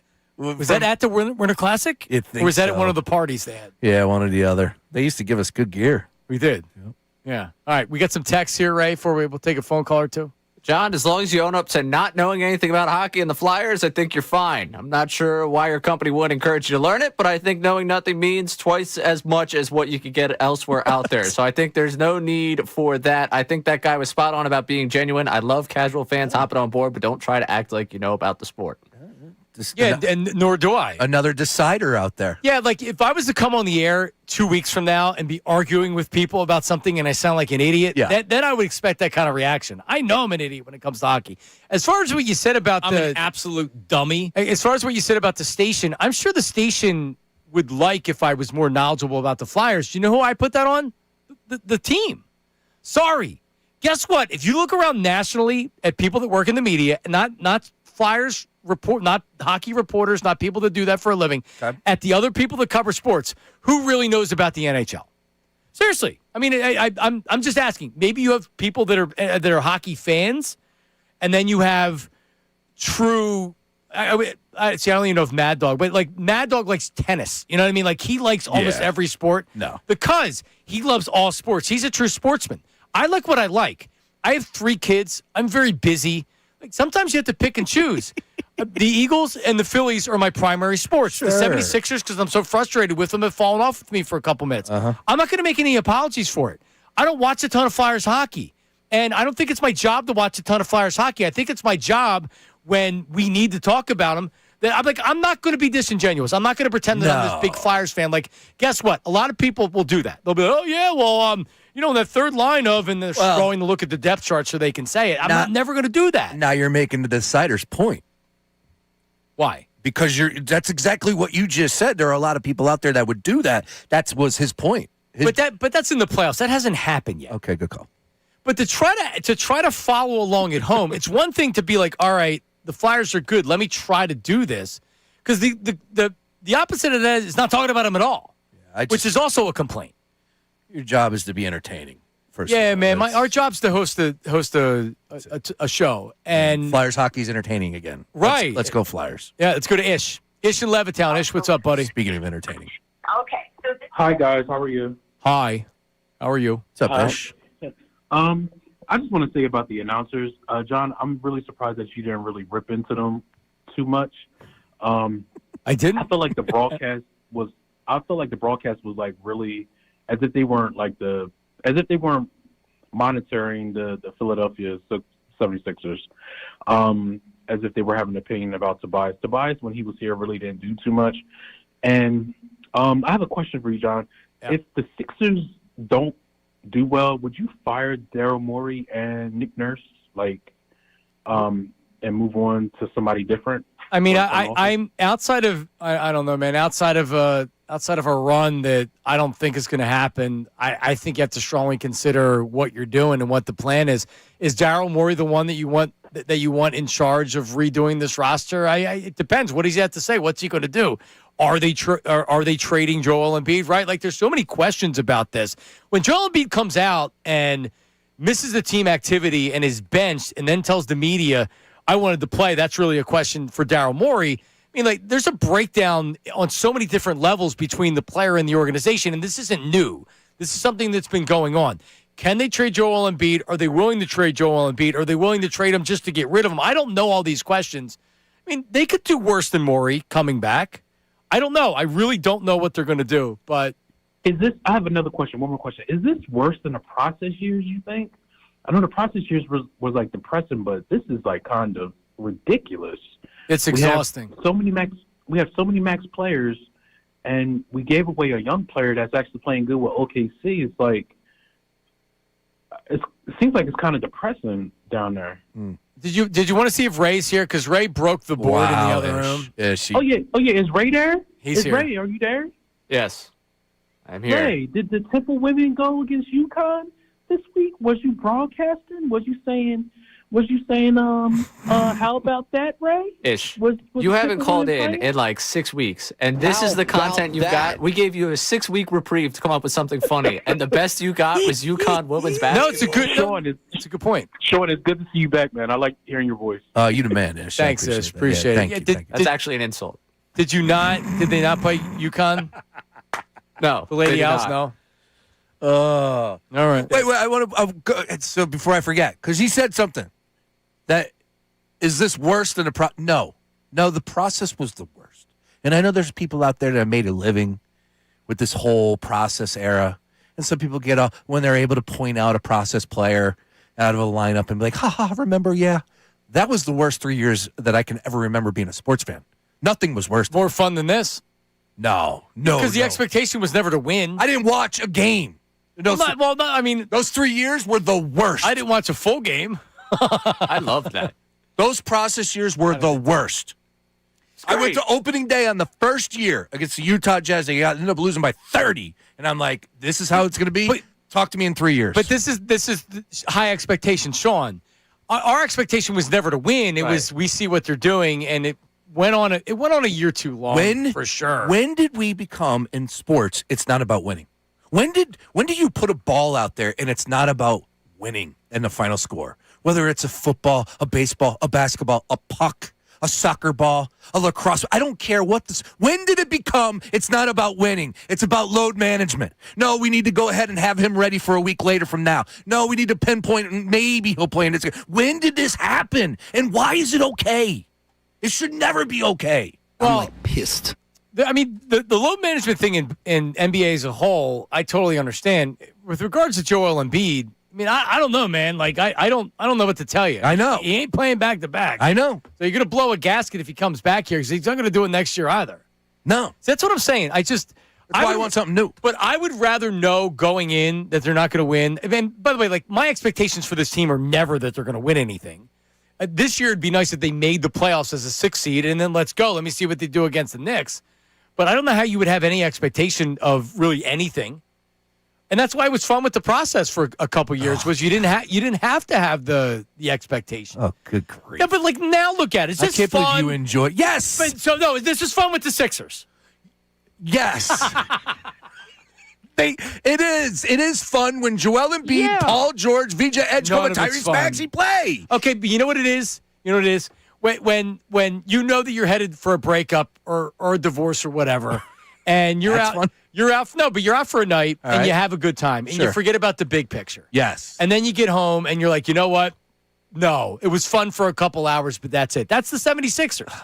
It can be fun for a couple hours when you watch a game and it's like, damn, this is how they win. But they're never going to do that. Joel Embiid's not mentally strong enough to be able to. He can't even get a cold without being up till 6 o'clock in the morning. This isn't the first time when he was sneezing and sneezing and sneezing. Where is that on my board? Yeah. Sneezing and sneezing and sneezing. It was the same thing. Oh, I'm up till 6 o'clock in the morning. Why are you the only human being in the world that can't take some NyQuil at 8 o'clock, be asleep by 9:30, and you wake up at 7? I would imagine the dose. Maybe it's he's a big boy, man. Like, he would have to drink the whole bottle just to get. But you know what it is? Is that it? And this is all, like, he's just, like, there's a lot to deal with Joel Embiid. And no doubt. And this is part of it. Correct.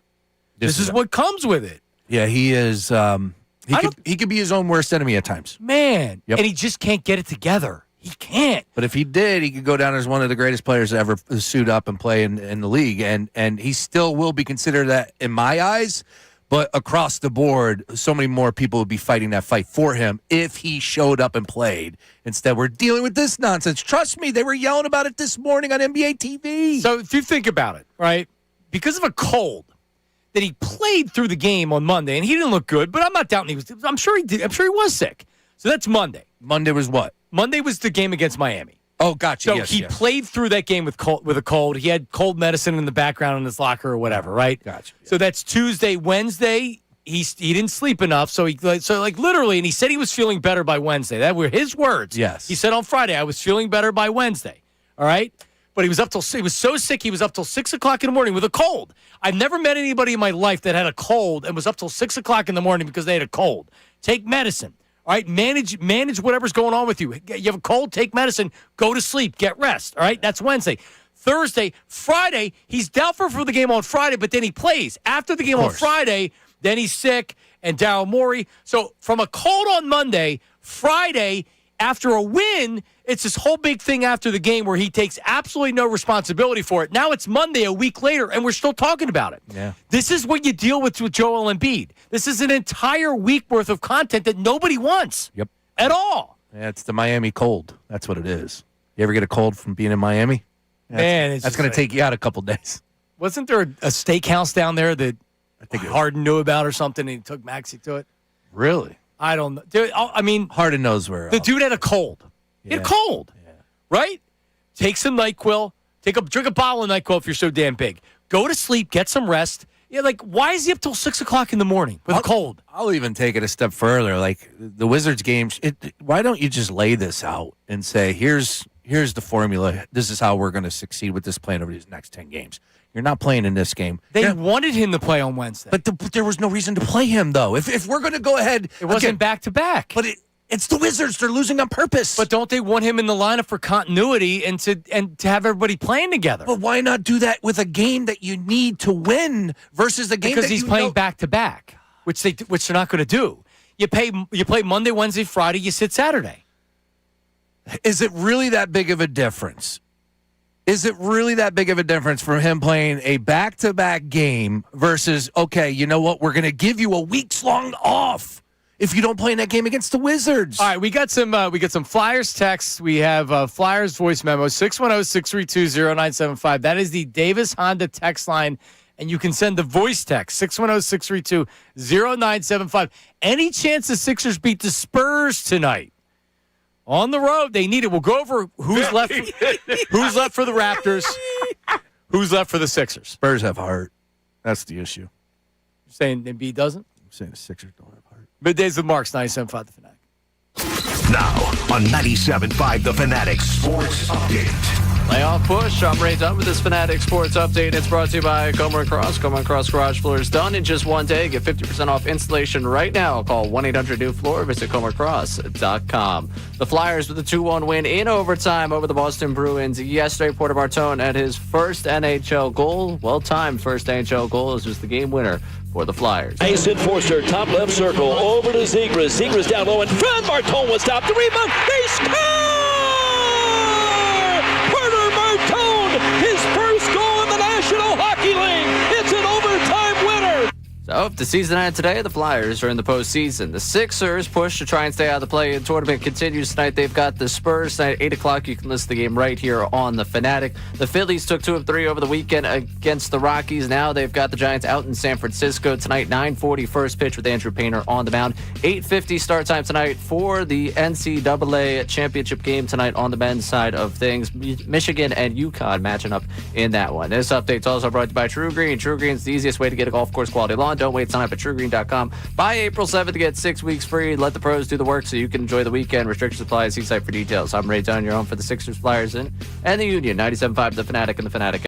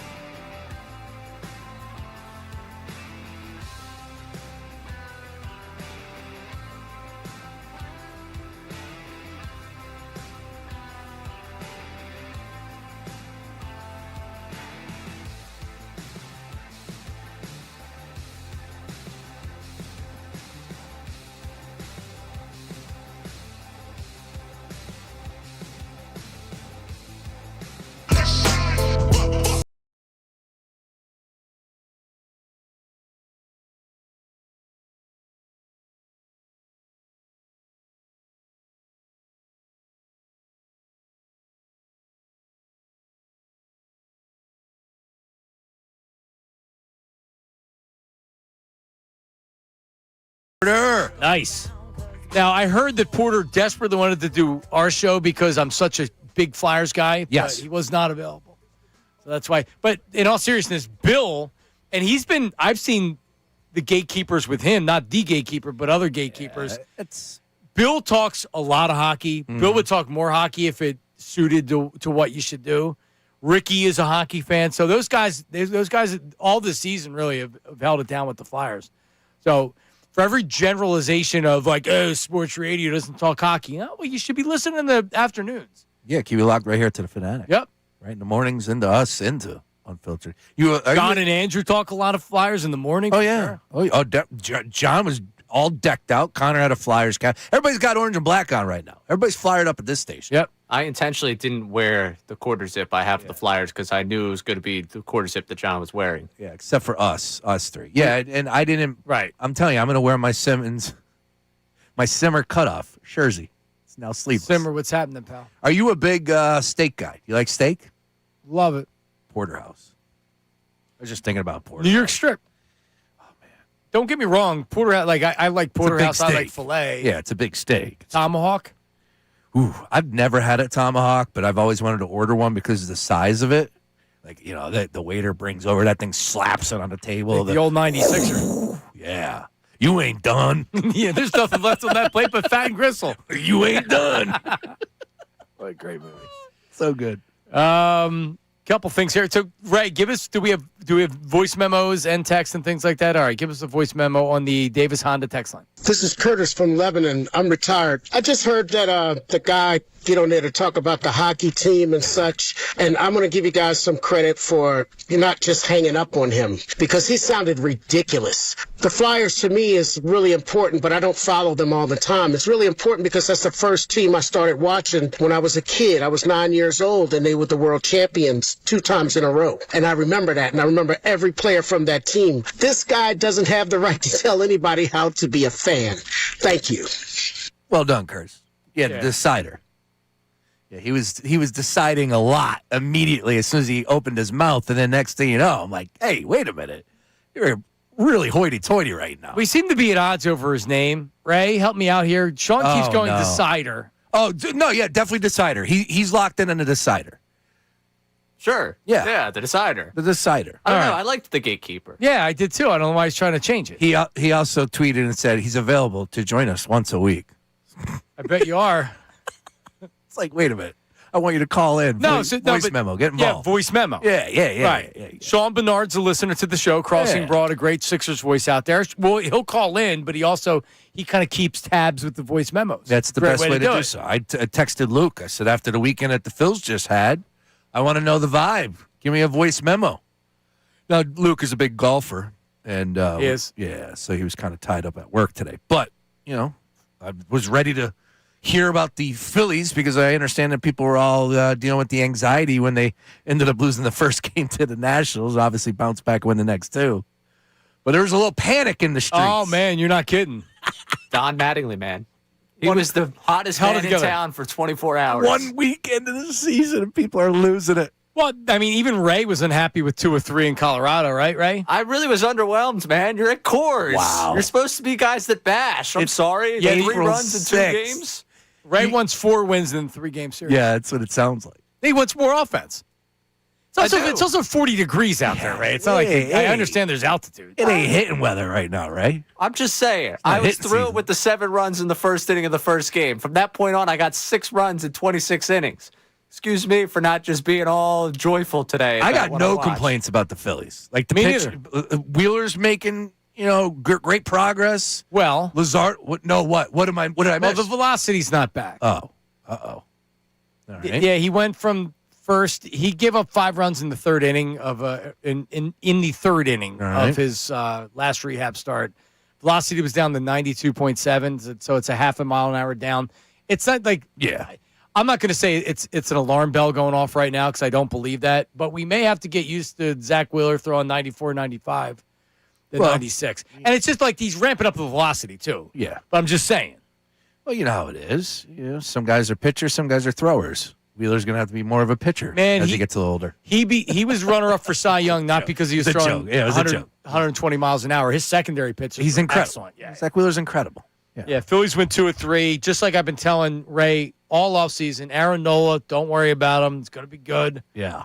He was good on, what day was it, Saturday? On Friday, Oh, man. Friday, yeah. Oh, could you believe it? I got the happy hour beer cracked down the shore watching Aaron Nola deal. I was in my Told you. element. Oh, beautiful. Lazardo with 11 strikeouts, no walks. Lazardo's on fire. Dealing.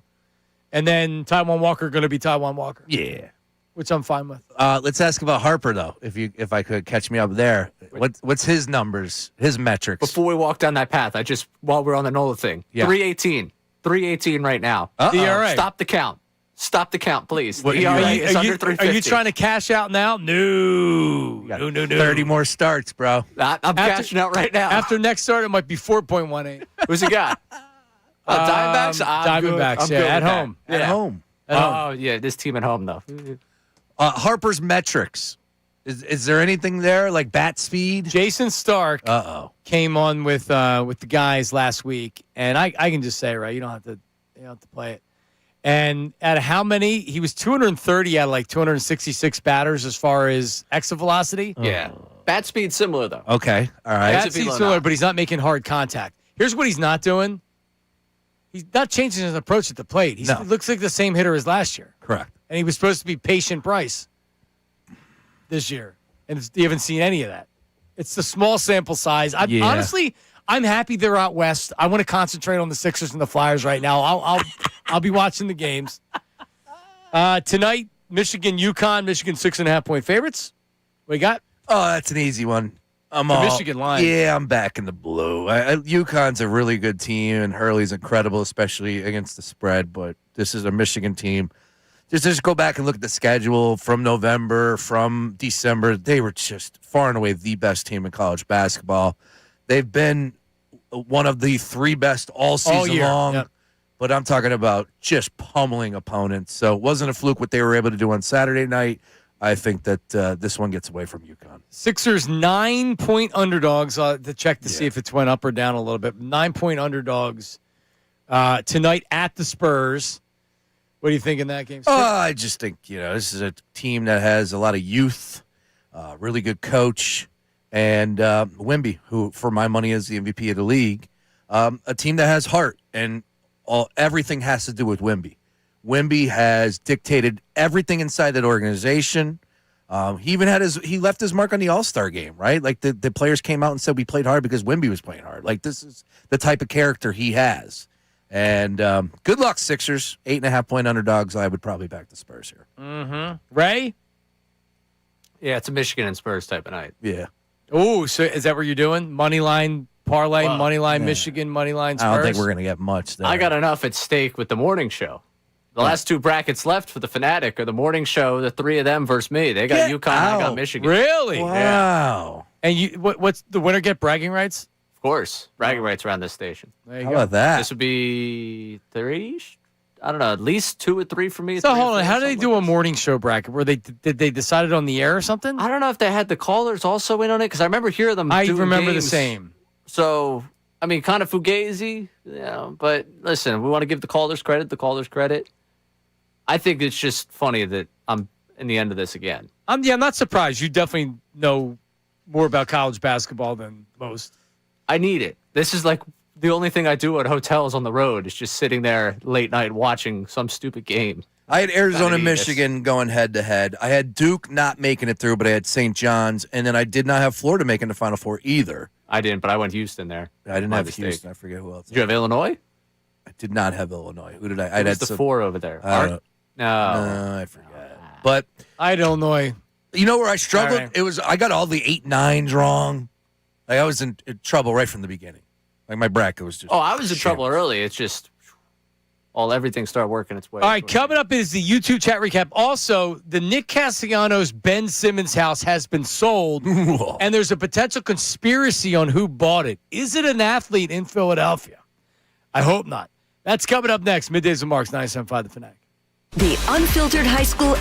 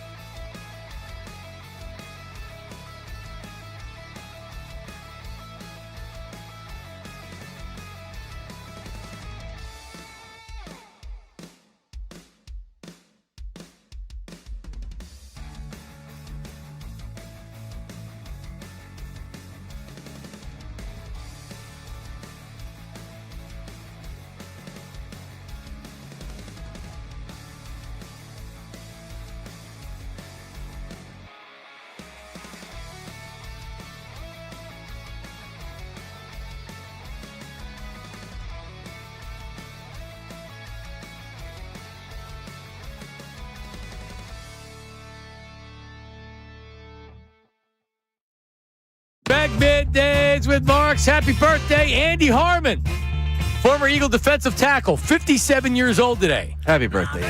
And if you were living in Northeast Philly, or I would say Delaware County, pretty good chance you had a 91 Andy Harmon jersey or an Eagle tattoo on your calf. Attaboy. Just saying. Andy Harmon, really good. You know he's second all-time in sacks among defensive tackles for the Eagles? Really? Yep. He had 2 seasons. He had 11 and a half one year, and he had 11 sacks another year. Had trouble staying healthy in those other years. Yeah, but he was unbelievable, Andy Harmon. When McQuaid passed away, he was a big-time Philadelphia, weird fan. He had this, he found his T-shirt, and, it had Andy Harmon on I it. know exactly the It was T-shirt. Ray Rhodes on, a steamroller, if I'm not mistaken. A pavement type deal, a paver. A paver, yeah. Yeah, there you go. There you go. Happy birthday, Andy Harmon. I'm trying to think who in the more modern day that you could. A lot of good players during that time that weren't here all that long. And Andy, he didn't play outside of Philadelphia. He only played as an Eagle. Was a 6th-round draft pick out of Kent State. Kent State. There you go. Correct. Also, did you see the halftime the I think it was the in between Oh show? yeah, big chain smoker guy. Between the 2 games on Saturday? Huge fan. I happened to take the break during that time, so I did not. So here's the question, and I know the answer, but they always they do this for the bowls too, even not like big bowls. They feel like they're required to have some type of entertainment at half. I remember Kool and the Gang. This is for real. Kool and the Gang. I don't remember the bowl, but Kool and the Gang came out to sing Celebration. And it's like, do we really need it? Like, it's the Duke Mayo Bowl. Do we really need it is a great song. Yeah. Do we really need halftime entertainment? The Chainsmokers, the only reason I even bring it up, it was so weird in there. People were just you pan the crowd, people are like, what is happening? Why is this going on? Well, that's the issue when you play this game or those 2 games in a football stadium. You got to do something else, or else it's going to be a real stale environment in between games, right? I don't know. Maybe I wouldn't have booked the Chainsmokers. Maybe I would have done Kool and the Gang. That might have been Might have been better than Chainsmokers. Are you a Chainsmoker fan? I am a big Chainsmoker guy. Ray is a Chainsmoker. Of course, I'm a chain smoker guy. Closer. Come on, man. All right, So hold next me one. closer. Roses. Roses is a jam that they have. Yeah, you're Googling that right now? Yeah, exactly. With Halsey. It was just weird. The videos that I saw were were It's absurd. It was weird. It really was. And no, I'm not a Chainsmoker guy. They had the No? one song. I know a song. Yeah, that's it. Closer. Yeah, Closer. That's the song. So, baby, hold me closer in the backseat of your Rover. Is that the one song? That's That's the song. All right, I know it. Will they be on Wednesday's One Hit Wonder Wednesday? Oh! Could I do one serious note, though? No. And no? Yeah, good. Man, your heart has to go out to Savannah Guthrie. Yeah, she came back today. I She saw came it. back today, and her mother is still gone. What? Still missing. Been 2 months. Dude. I don't even know. How could you effed even up go is back? that story? Could you come back here and do this radio? I mean, after 2 months, you have to. I don't know if I could do it. Get on TV? But what are you gonna? I don't know. Dude, but My mom is still missing. But at some point, you have to There's never gonna be normalcy again. No. But what are you gonna do? Just stare at a wall every day? I mean, Jesus, what the family has went through. God, Jesus, yeah. I can't even imagine how many their sleepless mom nights. got abducted and dragged from her house, and there's no talk about she needs her medication anymore. And now you got to go get on that. TV and smile, and it's like, wait a minute. That's where you lose me. It's like, though, here's our feel-good story of the day. It's like you trying to push through the smiling of just this story that obviously there's so much more going on in your life. I don't know how you do it. But you have to have that first day back. I mean, God forbid when anybody loses. I mean, family member. Yeah, family member, a Sure. kid, or something like that. I mean, Jesus, and in this circumstance, I saw the video as well, and it's like, God, she got through it. That's for sure. Feel for that family. All right, so Nick Castellanos' house in Morristown was sold, $4.89 million. Hopefully not to any Philadelphia athlete. Ben Simmons, of course. It was the Ben Simmons mansion before it was the Nick Castellanos mansion. Mm-hmm. I don't know if you want to buy after Ben Simmons, and I don't know if you want to buy after Nick Castellanos and Ben Simmons. There was a risk after Simmons. Now we know after Castellanos. Now it's cursed. 6 bedrooms, 7 baths, $4.89 million. The agent only knows that they sold the house to a company called Half Dozen LLC. Ooh. Not an actual person. So I'm reading from Tim Kelly on Pattison. So who's Half Dozen LLC, and is this an athlete that bought the house? Morristown's a very affluent area, central location. It's where obviously if you're rich. Oh, it's beautiful. Yeah, gorgeous. So who are some possibilities here? Ryan Howard was number 6. I doubt he's spending $5 million on a mansion in New Jersey. Dr. J. Julius Irving, no. Travis Sanheim's number 6. Feels like a no on that. Devontae Smith. Oh. Half Dozen LLC. It could be not an athlete, but that would make sense because he's 6, which is half a dozen. How is an LLC not publicly confirmed? Doesn't have to be. Oh, okay. Thought it did. I mean, maybe if you know how to Google better than Tim Kelly or me. I don't know. I looked briefly. All right. But yeah, so according to a settlement filed in Burlington County lists the law offices of Archer and Griner PC as an address for the LLC. I'll tell you straight up, I'd buy, if I could afford that house, I'd buy it. I'd deal with the curse. I would. Yeah, you might. I don't. That doesn't mean Devontae. I mean, it's not like the Hyatt in Memphis. It's a nice house. Just ask Prawn. Good grief. So what do we think? Will we ever find out who lives there? Yeah. Is it an athlete or is it just some? Because Half Dozen LLC. I don't know. It would make sense an athlete would name their. It would make sense. I just don't think Devontae doesn't strike me as he's going and purchasing that one. No. Ryan Howard, like you said, doesn't make a lot of sense. What's Sanheim's contract look like? It is Jersey. There are other teams in Jersey, right? Not to say that. No, agree. Yeah, well, but yeah. somebody, a Devil, I don't think is going to be going down to Morristown. I don't know. I mean, it's something to look into. Okay. Well, when you investigate, let us know who number 6 is for the day. I'm in on it. All right, let's get to the YouTube chat recap. Go. It's time for the YouTube chat recap. How about filling us in? Let me tell you something else, man. Watch us live on YouTube every single weekday. I can't lie. Let me tell you something. It's the Middays with Marks YouTube chat recap. Hit it. It's not so much Harris shouldn't have taken the money. It's more he shouldn't have been offered that contract. If Bayless from the YouTube chat. Yeah, I mean, we all know that, which is what's crazy. Sure. Is that we know why he's being booed. The announcer shouldn't be asking you, I don't know. I mean, like, I don't get it. No, you do get it. You just don't like it. And that's fine. You don't have to like it. But I'm just not sure wagging your finger and criticizing the home crowd for booing Tobias Harris, who made $183 million in Philadelphia to not be great, is the right way to go. Kate, now, just saying. What's next? Ray is right. Booing Tobias should be in the rear view. Neil from the YouTube chat. Booing Tobias should be in the rear view. They were losing. Again, if I'm wrong on this, I take it back, but I didn't think that they were booing him like that in the first half. In the third quarter, the league got extended and they were booing him. Can I clarify what I said? I said that the conversation surrounding Tobias booing him should be in the rear view. Right. I don't care if you boo him. He took $108 million from this team. Like, they didn't win anything. He's a part of that. So here's another question. Was he really treated that harshly? No.